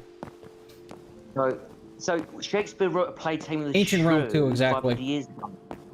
So what's that got to do with the modern era? Like what? So when that? I mean, the thing is there are still, you know, men that do have like, you know, strong cultural power today. It's not necessarily like the same as it was like 500 years ago, or even in ancient Rome. It's like, you know, if a girl loves you, she'll hear you out. Absolutely, that's been my thesis the entire time. Like that's my like saying, you know, I guess. Or you're saying too. Technically, you said it, not me. Yeah, but the thing is, these men don't have power over women, though. They have power over other men on behalf of women. And the thing is, dominant men. But I mean, like I gave like an example of Admiral Fitzgerald and stuff like that. It's like, you know, it's like he's the one pulling the strings. Yeah, but those women were those women were privileged. They didn't have to go to war. Right, I don't see how. I'm not disagreeing with you, Resident Badass. It's just like there's like a time delay. I was just reading your comment. I agreed with you on that one. Right, so I don't really want to jump to 500 years ago because I think Technical toaster, yeah. jumping to 500 years ago is not really that relevant to now, and also there's a lot of misunderstanding about gender dynamics in the past as well. Anyway, it's like I'm gonna a lot of it's disagree showing with you on that one, context. but like, you know, we're free to disagree on that one. We can definitely do like another conversation later on, but it is getting a bit late, and I kind of just want to kind of chill and chat, you know. Okay, so basically, so the point is, all right, so I want to wrap up. So there's a cost of living crisis for men. Men are getting more and more low status. More and more men are getting deselected because men want families, right? They want wives, right? And the reason why that's happening is because men are push up the job market and education. And feminists have captured levers of power and influenced levers of power. They've got affirmative action. They've taken over higher education. They've taken over the entertainment industry. And there's whisper networks where they informally network as well and push men out of work too. See, the funny part is that, like, you know, like, I don't think there's like a global conspiracy that this is like feminism that's doing this. Like, this is kind of the big disagreement I'm probably going to have with you, is because the fact is, it's like, it's a combination of, you know, boomers doing this and also like corporations. It's a giant cost passing, you know, thing that they're doing. Like, you know, they're passing the cost to like younger generations that they just literally cannot actually do it, right? Okay, but why did corporations pander to women then, even when it burns the profits to the ground? Why did Intel? You remember that old saying back in the day? Oh, go on. Why did Intel did women? Why did Intel did a women in tech initiative that cost them hundreds of millions and led to nothing? Why did it do that? You remember when, like, Sargon of Akkad used to say that if, like, you know, there was a pay gap, you know, companies would just quite literally hire women instead of men because they'd be cheaper to employ? I think, like, that is basically just, like, the conclusion of that logic. It's like, you know, they're more socially malleable and hireable and controllable, so that's why companies just went to that direction. And they just, you know, passed the cost and second-order consequences of that, you know, to everybody else. Like, that's my take. So, women are more social... Are women more malleable and socially controllable, though, in the workplace? I think it was you who argued that earlier. No, I'm saying women are more socially dominant.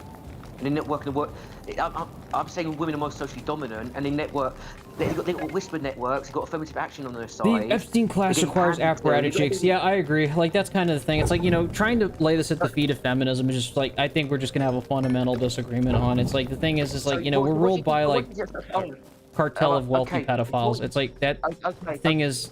Okay. Go on. Well, why are people talking about wealthy pedophiles when women can drink?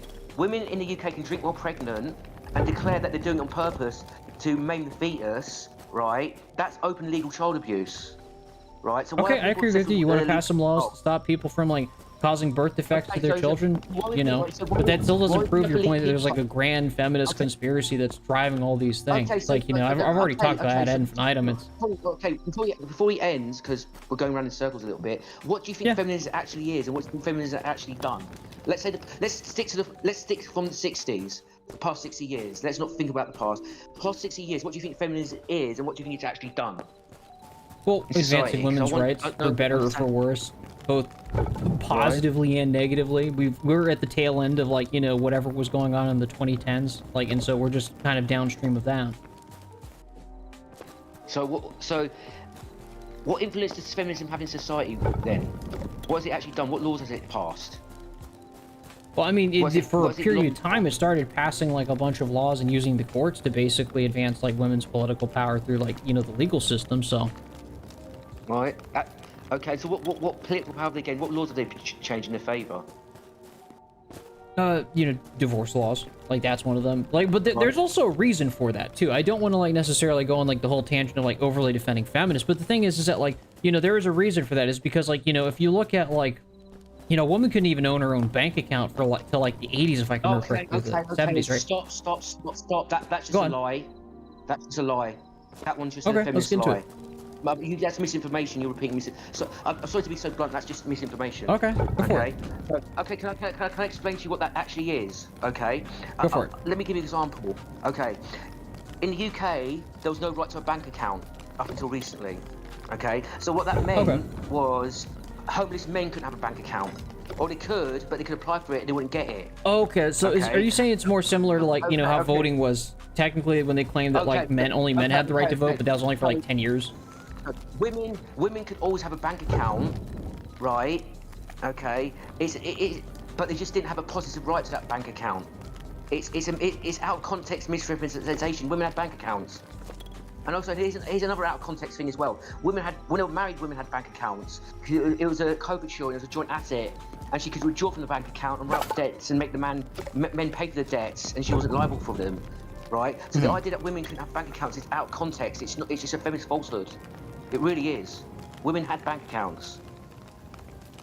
Okay. But the thing is, like, okay, like, I can kind of see where you're going with that. I'm gonna steelman your position. Are you trying to say it's similar, like when they use the talking point that only men had the right to vote, but that, like, you know, the time period which men had the right to vote and women didn't was like maybe a couple of decades with the invention of liberal democracy? You know, is that what you're trying to say, that it just kind of applied equally and they just kind of like, you know, took... No, I'm just applying. So in theory, right? In the past, so a single woman, you're going to get a bank account if you're a single woman, unless you're seen as unreliable. Same as a man. Right? Okay. If you have bad credit history, right? If you try to a bank account, you're going to get a bank account, male or female, right? If you was female and you was married, maybe you wouldn't get a bank account, right? But you had that bank account with a husband, it was under her control anyway, right? Alrighty, and even man. if you was married, you're probably going to get a bank account anyway. The way the feminists frame it is, well, oh yeah, females couldn't get a bank account at all, which is false. Females had bank accounts. Okay. Do you understand what I'm saying? Yeah. So there were probably cases where some females very rarely couldn't get a bank account because they didn't have the positive right for a bank account. Do you see what I'm saying now? Yeah. Right? Okay. So they did have, but they did get bank accounts. It's out. The way the feminists frame it is like, oh, women didn't have bank accounts in the 70s. That blah blah blah. That's not true. They had bank accounts. It's like the thing, like the women went to universities in the past. Blah blah blah. That's not true either. Right? Like even during the First World War, like 25% of the people in university were women, and only a small minority of people could go to university. So anyway, I think you severely underestimate the influence that feminists have, and you don't seem to be fair aware of the laws that feminists. I think you overestimate it, man. Like, I'm not like gonna deny like some of the shit that like it does do, but it's like, I'm gonna go ahead and close it off. Like I said, I can agree with some of the things, but I'm gonna go ahead and, like, you know, probably make it chill for like the rest of the stream. So, you know. Okay. It is what it is. We had some good agreements. Probably disagreement on like 20% of stuff. Okay, but so you're just in denialism though, like literally. No, I disagree, because like the thing is like I can look at ancient Rome and I can look at ancient Greece and I can look at, you know, ancient or medieval Europe to see, like, you know, where women were kind of controlled. Like that's kind of thing, and that's an undeniable aspect of history. Okay. Let me play the same game. Sparta was ruled by rich women in ancient Greece. Therefore, using your logic, we can only focus on that, and what's going on now doesn't matter. Rich women ruled ancient Sparta. We want to bring up ancient history. I don't see how that's relevant, but I can bring up examples in ancient history. How is ancient history relevant to now? Man, I do appreciate chatting with you. We had a good conversation for a good period of time, but it's like, you know, I can't agree with you on, like... Okay. All right, you take it easy. All right, yeah, we're going in circles. Yeah, I don't want to kill the atmosphere. You know what you believe. Okay. I appreciate having you on, but I don't want to, like, you know, make the situation go any more negatives, because we're just not going to agree on this thing. But you have a good evening, man. All right, all right, it's cool. No, I don't consider it negative at all. Don't worry. Right, I'll see you later. Okay. We'll see you around, man. I'll be doing more streams anyway, so take it easy. All right. Yeah, that's one of the things that I'll probably not personally really agree with on, is that, like, you know, the overemphasis on making it about, you know, some secret cabal of women. Like, I'm not gonna say Anita Sarkeesian isn't necessarily a big part of this. Okay, she's obviously funded. Like, we've heard of Collective Shout. Okay, he's not necessarily entirely wrong, right? But the thing is, it's like with Admiral Fitzgerald. Who's the one who's pulling the strings when it comes to the white feather movement? Like, it's quite literally a guy that's a part of the ruling class doing it. It's like, it's not just literally just women doing it. It's like, not to absolve women of the stupid shit that they do, not even to absolve Anita Sarkeesian of what you know she's done. But the thing is that who's pulling the strings at the end of the day?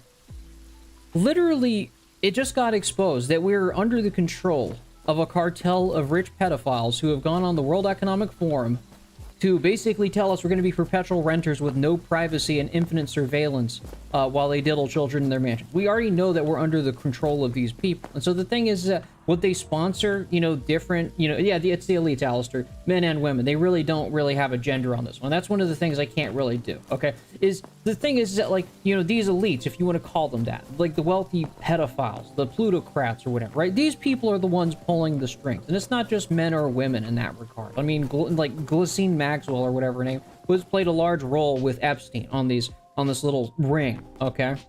So that's kind of the thing. To say it's just feminists that's explicitly doing this, it's like now you're just kind of getting to the campism that, you know, like MRAs and, like, you know, feminists kind of, like, you know, go out and, you know, beef with one another on. It's like, you know, they're just busy blaming each other for everything, right? And so that's why I don't really accept that stuff. It's like, we're not going to agree on that one. Maybe we could agree about cultural double standards about how young men are getting shafted in modern society. Like, totally granted on that one. But one of those things, no, I just can't agree with this, because the fact is we know who's really pulling the strings. We all do, right? That's the reason why we're here. That's the reason we talk about the cost of living crisis. And that's not to dissuade or even, like, you know, ignore the things that, like, he was talking about primarily, is because they're all pretty much real, you know, 80% of the time. But, you know, billionaires are the problem. That's essentially what's going down to it, is because who's pulling the strings at the end of the day? The members of the ruling class. Alistair, where do you see the Western dating market is heading? Like, where's the future? This is going to be a hot take. This is going to piss off a lot of the red pillars, the hypergamous types, the people who talk about female nature, whatever, talking it's all about status and stuff like that. Literally, people are going to go down the dual incoming route, where, because the fact is now that it's no longer an option where if you are a dual incoming couple where you can have a nice house and a nice life and stuff like that, it's a requirement to have any sense of a family nowadays. And it's fucked up, is because the fact is, if you look at the house price in terms of household income, you know, the household income is literally still 3 times the household, house prices are still 3 times the household income, right? But that includes both men and women working, not just individual men working, right? And so that's kind of the thing. It's like, that's probably the dynamic things are going. It's kind of funny, is because the fact is a lot of the people, especially on the traditionalist right, talking about resurrecting, you know, traditional relationships and traditional families and stuff like that. They literally can't, because the entire economic system is literally rigged against them. If you're a guy who wants to settle down and have a family, own a house, you know, have a wife and raise a family off all these things off of a single income, it is quite literally impossible to do that. I couldn't even do that. I work as a full-time engineer, and I could not be able to afford to raise a family and take care of a wife and own a house at the same time off of my income. That's the reality that we exist in. That's the reality that most people don't want to acknowledge that we're in. Because the thing is that is what I mean by there's a war, an invisible war on traditional families, in a sort of sense. Not a culture war, but an economic war. That's the truth of it. The truth of it is that there's already been an economic war on the traditional family, not a culture war. People can blame feminists all day for the destruction of the traditional family. No, it was an economic war that destroyed the traditional families, because it's quite literally financially impossible to raise a family off of a single income anymore nowadays. Oh boy, a 50-year mortgage on a $1 million starter home for a flimsy cardboard house that barely is 30 years, if lucky. Yeah, the one that was, you know, the boomers bought for $70K like 50 years ago, and then are telling you that they know what they've got. You know, they know what it's worth. They're not giving up on it. Part of that, I can see the go that way. Others say I can see the MIDI family deal has been set up. Yeah, is this a genocide happening? See, the funny part is that, like, when it comes to a genocide happening, what's going on now, when it comes to the reason why people are not able to have sex, settle down, and have families, is because the fact is we are a society of cost passers that passes the cost of everything on the next person on the lap. And, you know, obviously the working class is what everybody dumps their entire load on when it comes to doing anything. And so the thing is that, like, you know, it's like, you know, you can have Elon Musk saying, like, we need to raise the birth rates of this country. You know, we need to bring back, you know, families and all this sorts of stuff. But is his company doing anything to facilitate the economic conditions for people to settle down and have families in the first place? No. Because at the end of the day, you know, they're just going to pass the cost and the expectation onto average people to make up for what they won't actually do, okay? And so that's the reason why it's going on. It's not necessarily an explicit genocide. It's just the fact is that we're a nation of cost passers that throw, you know, the cost to the next person down the line, and the working class is always the, you know, end of the tail when it comes to this. So, you know, you can be in your inner baby quarter, weak-armed ass response. Yeah, that's kind of the thing. Nobody's perfect. That's the thing. It's like, I'm willing to have an open discussion, but there's some points where I'm just kind of like, nah, this is kind of stupid. A silent economic genocide. Yeah, you could kind of say that, is because that's kind of the funny part is, well, people blame the culture wars on the reason why people can't settle down and have families. It's not culture wars. It's an economic war on ordinary people being able to settle down and have families. It's an economic war. And that's the thing. That's the brutal truth that most people on the right need to kind of acknowledge, is that it was an economic war that destroyed their way of life. So, and I'm saying this as somebody who's an egalitarian, by the way. I'm a gender egalitarian. I dual income. Like, I don't hide that fact. I'm not a traditionalist. But the thing is, I can't help but notice that it was an economic war that destroyed the traditional family more than anything. And that's gonna what's gonna bite the ass of like the mainstream right. You've already seen this with Ben Shapiro. Is the fact is you can't tell people to live a certain way and then literally rip the rug from underneath their feet to access that reality, and then act surprised when people get pissed. You know, Tim Dillon said once, the economy is all on credit card now, but if true, sure, yeah. August the 8th of the month must be 8 IQ. Yeah, okay, something like that. Boomers just want to consume everything like it's a fucking Ouroboros. Yeah, it is what it is. It's a waiting game for me.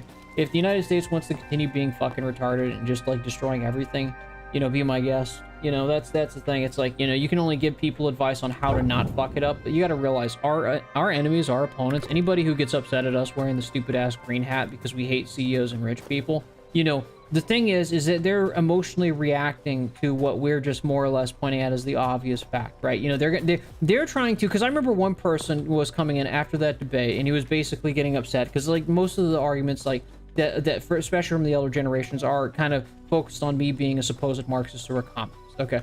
And the thing is, he was like, you know, people who talk about working class politics must, you know, drink mocha lattes or something like that, right? You know, that's the common stereotype, that anybody who talks about class politics is just too enfranchised to actually care about it, that it comes from luxury politics. And for a time being, that was the case. You know, you saw a lot of the so-called champagne socialists that were doing it because they cared about the working class from like a benevolent angle or some nonsense like that, right? But the thing is that predicates itself on the notion that people who are poor will never care about class issues. And the thing is that, like, I told him, I was like, let's make a bet. Why don't you try and make everybody poor and see if that makes people care more or less about class politics? Is because even in the most brutal times of the Industrial Revolution in the 19th century, you know, labor activism was way more common, even though, like, people working 12 hours a day, 6 days a week. 996 was not something invented in China, by the way. It was invented in the early industrialization of Great Britain, where people worked in factories from 12 hours a day, you know, 6 days a week with only Sunday off, being explicitly for church. And so the thing is that, like, they were still able to engage in labor activism. So I don't know why, you know, the idea is that, like, making people's lives worse is going to make them less revolutionary. If you want people to be less revolutionary, just take a note from the boomer generation, who literally got everything out of their existence and then pulled the ladder, and less than 3% of them are communist or even economically leftist. It's quite simple, but, you know, this generation is going to tell us that if they keep making us poor, somehow we're going to become less revolutionary, less angry. We're going to put less green hats in the chat. Yeah, we're going to put less green hats or something like that. You know, you guys are going to put less green hats in the chat and totally don't put as many Luigi hats in the chat as possible if we become less enfranchised. If we become less enfranchised, they're betting on the fact that people are going to become less communist. So you couldn't, you know, make this shit up with these stupid people. Let's get some more green hats in the chat. But yeah. That's their entire logical thesis of, you know, how they portray our side of the aisle. But, you know, at the end of the day, it's not going to work. That's the thing, you know. But they're free to try and do whatever they like. And they gaslight the rest of us why they can't do the same with it. It's crazy. Yeah, it's crazy. You know, it's crazy. It's because it's all just predicated on gaslighting and lying. And they just don't get it. They don't get it why people, you know, would... It's amazing. They don't get why people would put Luigi hats in their profile. They're like, you're celebrating a murderer. It's like, well, have you looked at the fact of why so many people are celebrating somebody who popped the CEO? Do you not think that maybe people might have a backlash at, like, ruthless and endless greed that has completely destroyed all of civilization? Like, how do you not get this? How do you not understand that if you make everybody else poor, that they might be pissed off about that? Like, you know, and then you'll mock them saying that, like, oh, you'll just sip on your stupid little mocha latte. Like, you know, my friend, you know, people who are enfranchised and drink on their little mocha lattes and, you know, live in nice houses, they don't do revolutionary things, okay? And certainly making them poor isn't going to make them do less revolutionary things. It's going to make them do more revolutionary things. But they don't get that. So that's the thing. It goes down to the fact, like, you know, you've got nothing to lose but your chains, as cringy as it sounds, but it's true. You know, it's like when it comes to prison, okay? You know, who's the person you don't fuck with in the prison, okay? Let's be real. You've all heard this before. Who's the last person you fuck with in the prison? It's the lifer. It's the person who has nothing left to lose. Why do you not fuck with the person who's in there for life? Is because he's already there for life. if you look at him the wrong way, he's gonna murder you, okay? It's no different with the working class. You know, people who have nothing left to lose do evil shit. It's always been that way. It always will be that way. You don't disenfranchise people and then act surprised that when they do evil shit. That's just how it works. So, how many people died because of that CEO's decisions? Oh, they'll never acknowledge that in a court of law, but they'll definitely acknowledge Luigi's supposed evils in the court of law. It's kind of funny how these prosecutors are starting. You know, this is kind of the thing I love about these, like, bourgeois prosecutors, right? Is because, you know, you gotta love the double standard of the justice system. Is because the fact is they'll put in court gag orders. Like, if, like, a social media figure, like any of us, like, decided to get dragged into court for some bullshit we said on the internet, like, they would probably put out 1 million gag orders to silence us. But then, like, the prosecutor, like, during the Luigi trial, literally conspired with the media to make a half-assed PR campaign against him. It was so pathetic that, like, nobody bought it. It was one of those smear campaigns that everybody saw immediately and it just backfired. I mean, the funny part is the entire smear campaign that was done against him, like, you know, at the beginning of the trial, when he was first arrested, you know, backfired so hard. They tried to call him, like, a bourgeois agent. They said, well, armed moral hypocrite, he came from wealthy background and stuff like that. And that still didn't shake off the support from him. And, you know, now they're trying to capture the kind of incel, you know, disdain because he apparently has a bunch of fangirls fangirling him, you know, from jail. You know, truly pathetic smear campaigns against Luigi. But the thing is you gotta love the double standard of, like, the court system. You know, the funny part is that, like, one guy who was in the comment section sent me a video, said, go look up the Lego situation with, like, Reckless Ben or whatever, right? Is because the funny part is that, like, if you haven't been paying attention with the lifer, the triangle shirtwares factory fire, those CEOs get no jail time. Yeah, absolutely. I feel the pain. But the thing is, Reckless Ben's, like, exposition on this Lego, you know, small business owner. The funny part is that, like, it was just, you know, your, like, clear-cut, you know, lawfare that was going on. He seems like a patsy. You never know. But, you know, the thing, it was your clear-cut, like, lawfare that was happening in this situation. The guy was trying to sue some small business owner that was a part of a well-connected Mormon network in the state of Utah, which doesn't surprise me that it's at the state and local level, is because he did seem like a well-connected guy, is because the entire police department was pretty much, you know, going, you know, taking a side unanimously. And it seems like they had their own reason to do that. But the thing is like, they tried to engage in lawfare. They tried to accuse Reckless Ben of, like, you know, a bunch of drug-related charges, which turned out to be bullshit. They accused him of being on heroin. They accused him of trespassing and all these sorts of things, right? You know, this is kind of like the lawfare that, like, goes on, you know, within society. The kind of underhanded, like, tactics that people play throughout the court system. But this isn't new. Like I said in my previous videos, is that, you know, when it comes to the liberal democratic system, this is how people exert political power over one another within the system. Is they essentially come up with false pretext charges to throw people in jail. That's just the dynamic of the Habeas Corpus Act, where you can't throw people in jail for unjust reasons. You have to essentially make a pretext to throw somebody in jail. You can't do it for no reason. And that's just kind of how that works out. Cops are like, those are the laws. Jimmy Dore said it and was one of the part of the family cops. They don't think or question things. They just look at... The thing is like, they'll say that's just the law. They'll throw the book at somebody. The thing is that, like, you know, when it comes to the selective enforcement of law, it's just the nature of bureaucracy, of, like, where somebody's going to throw a book at you is because they don't like you, or they're going to, like, give you a pass because they like you, right? This is just, you know, none of this is necessarily new. Like, lawfare isn't necessarily new either. But, you know, that's the thing. But, and people wonder why I hate cops and judges. Well, yeah, it's because the fact is they use loaded language to basically make false allegations and, you know, charges against you as well, right? And government hate you as well. Yeah, that's kind of the thing. But at the end of the day, it's amazing, like, the double standard of, like, how they control PR to basically form their own stupid little narrative, right? You know, and the funny part is, even when they try to do, like, their own little PR stunt to smear somebody, it just fails anyways, right? I'd rather be next to a bear than a cop. Understandable. Money talk to law is BS. Such bullshit, yeah. They need to be transparent in the prisons. Then Attica happened. That would be almost none. You know what, I'm going to be honest with you, and this might be kind of a bizarre take. Everybody talked about body cams on, you know, cops, right? But one thing I would probably think would be better is body cams on judges, you know, as well. It's like, you know, when they're in the middle of a trial or proceeding, it was like publicizing it as much as possible instead of doing these stupid little gag orders. Is because, like, what they like to do is they like to control, like, whatever the truth is from the courtroom, so they can, you know, create their own little PR narrative in the court system that they can tell the public afterwards. And they'll put a gag order on somebody saying, well, you can't talk about that, is because that'll influence the decision of the trial. And then they'll violate, you know, ex parte communications in the court between the judge and the prosecutor to make up some bullshit story. It's amazing how much these people lie to cover their own asses to essentially, you know, create their own PR narrative. And then they get pissed off at some social media figure like Reckless Ben, like, completely trashing their public reputation. And that was a funny press announcement by that cop. It was hilarious. Judges are even worse than cops, in my opinion. I mean, if you want to know the mentality of your average judge, just go to like any mainstream politics Discord server and watch how petty like an average Discord moderator is, and recognize that, like, you know, real life judges are really not that much different from that either. So cops, judges, DS, enemy of the trifecta. Yeah, that's true. 69 watching, nice. Yeah, that's true. Oh, by the way, Chief Justice and Scosas aren't as smart as we led them to believe. Yeah, I believe that. So, I'm gonna see how deep I can dive in this one. I don't know what this boom powder is. I don't know if this is gonna blow something up. I need to drop this stuff off. I'm gonna go build it into a chest. But yeah, cops are just minions.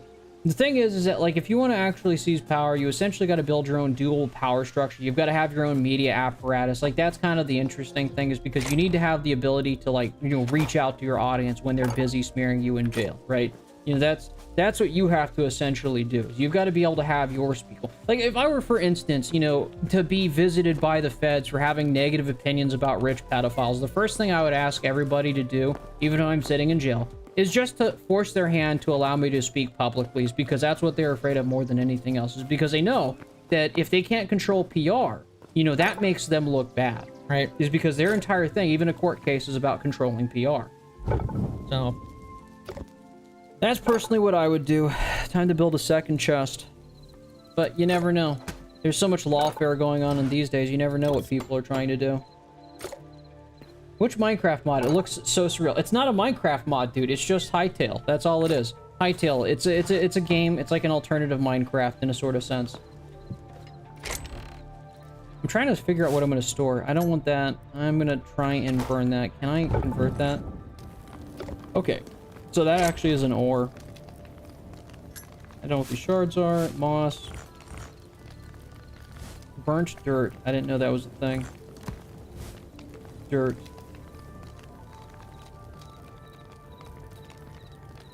Bone fragments. I think that's like skeleton stuff. Cooked wild meat. Yeah.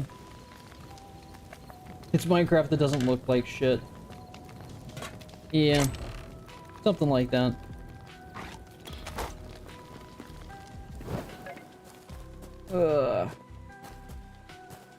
Well, we got our iron armor. Now we gotta figure out what the thorium stuff does.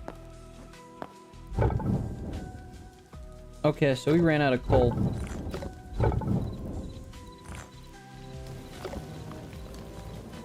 Yeah, they kind of are. But the thing is like, it's a lot more localized, you know, between that. Because, like, you got to understand, like, you know, if you look at the Reckless Ben incident, right, that has to do with, like, the Utah and local governments. Like, that's the dynamic that's going on there.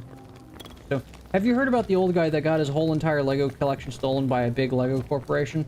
That's what I was talking about. It's like, I think that's the Reckless Ben case. I was like actually watching that, and he was kind of more or less trying to, because he had already won a court case against the guy, but he wasn't like actually following through with the court orders, which is kind of hilarious. Is that, like, you know, essentially he was just kind of weaseling way out, and it turned out he was like a part of a well-connected Mormon network, which is not surprising. It's Utah, you know. You're more chill, angry guy, Alistair. You really see the bigger picture. Yeah, angry guy. Yeah, I know that guy. Angry MGTOW. Like, that's kind of the funny part, is because, like, he has a beef going on with, like, you know, philosophical gamer, and that's kind of an interesting one. Yeah. A more chill, angry guy. Yeah, I could accept that.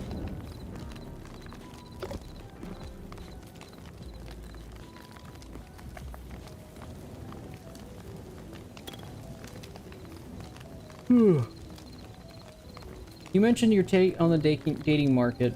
I don't disagree with it, but what's stopping us from getting the same outcome as Japan and South Korea got? Because we still have nominally better, like, standards of living than, you know, South Korea. Like, did you know, like, somebody has to work multiple jobs just to be able to afford, like, a closet in South Korea? Like, I'm gonna be honest with you, and this is why I say class politics is gonna get ugly in the United States, is because the fact is we all know what the world was like before that stuff. Like, South Korea is like a proxy state for the United States, pretty much, you know, built up by American military might, okay? You know, but it's also the canary in the coal mine when it comes to the cost of living crisis. Whatever, you know, you see going on in South Korea and Japan, kind of see that as like a demo trial of what they're going to do here eventually. Is because the thing is that, like, you know, just like the typical capitalist, it's like they're going to try and squeeze as much value as they possibly can. They're going to try and squeeze blood from stones. And what's going to happen is that, like, you're going to see the same stuff, like, start to happen in the United States. You can see this with the World Economic Forum about how they say only the rich will own property in the future, whatever, right? Is because at the end of the day, capitalists don't like to stop on anything. They want to go on endless greed. And so the thing is that, like, the reason why the dating market is so bad there is because of that wealth inequality. Now, imagine you're, meeting a girl on Tinder or Bumble or whatever. I don't really care what dating app, you're trying to meet a girl, and, your apartment is literally the size of a closet. And you're like, oh, by the way, this is where I live. You were like, I want to start a family with you. How do you think that's going to go? Bringing a woman back to a place the size of a closet. But that's all you can afford is because you're so busy working 3 different jobs. Then you understand why the gender dynamics are so bad there, and also why the birth rates are so terrible there too, right? So, think of it as like, what's happening there is going to eventually happen here if nothing gets done. I think something is going to get done is because everybody remembers the world that boomers had. Like, there's media that exists of it. People saw what boomers lived through. And so, people are going to chimp out over that. People advocating for unification would basically mean North Koreans trade a dictator with a giant dictatorial structure called Samsung Corporations. Unironically, yeah. And so the thing is but would, like, the People's Republic of Samsung be better than the People's Republic of North Korea or whatever, right? I don't believe the economy is the reason the birth rate is declining, because there are places where absolute garbage economies, like Africa, and they actually have massive birth rates. I don't even know if that's true anymore. That used to be like the talking point for idiocracy. I'm not even sure if that's true. Because the fact is, it's like, it always seemed like a stereotype that poor people breed too much. And it was one of those Malthusian talking points that, that seems to make sense in the first place, but when you actually think it through, it's just kind of retarded. U.S. imperialism has various experiments across the globe. South Korea is one, Israel is another. Yeah, that's true. Honestly, we should just tech reset, EMP across the globe, cut out all the bullshit. You want to check out my broom closet? What a lad, dude. He's gonna be having such a family eventually. Impressing his partner with that one. Are you familiar with Japonometry's thing about South Korea's how the rich ate the poor? I think I watched that video a long time ago. It's a perfect example of it, But the thing is like, what are they going to do about it? It's like, the thing is, the people who did do about it, and this is going to be a hot take, the people who did do something about the rich eating the poor, they're all in North Korea because they're communist. So, but the thing is, South Korea is a military dictatorship, so is what it is. It was a military dictatorship up until the 90s.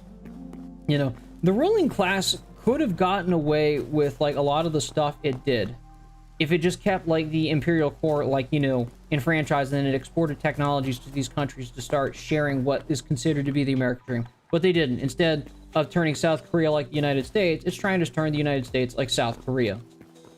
South Koreans would oppose a peaceful reunification of Korean peninsulas. North Korean folks would take our jobs or undercut local labor. Yeah, at that point, they probably would. Like, there's not really, like, anything they can do about it at this point. The birth rate is more of a matter of education. Less education tends to produce more kids.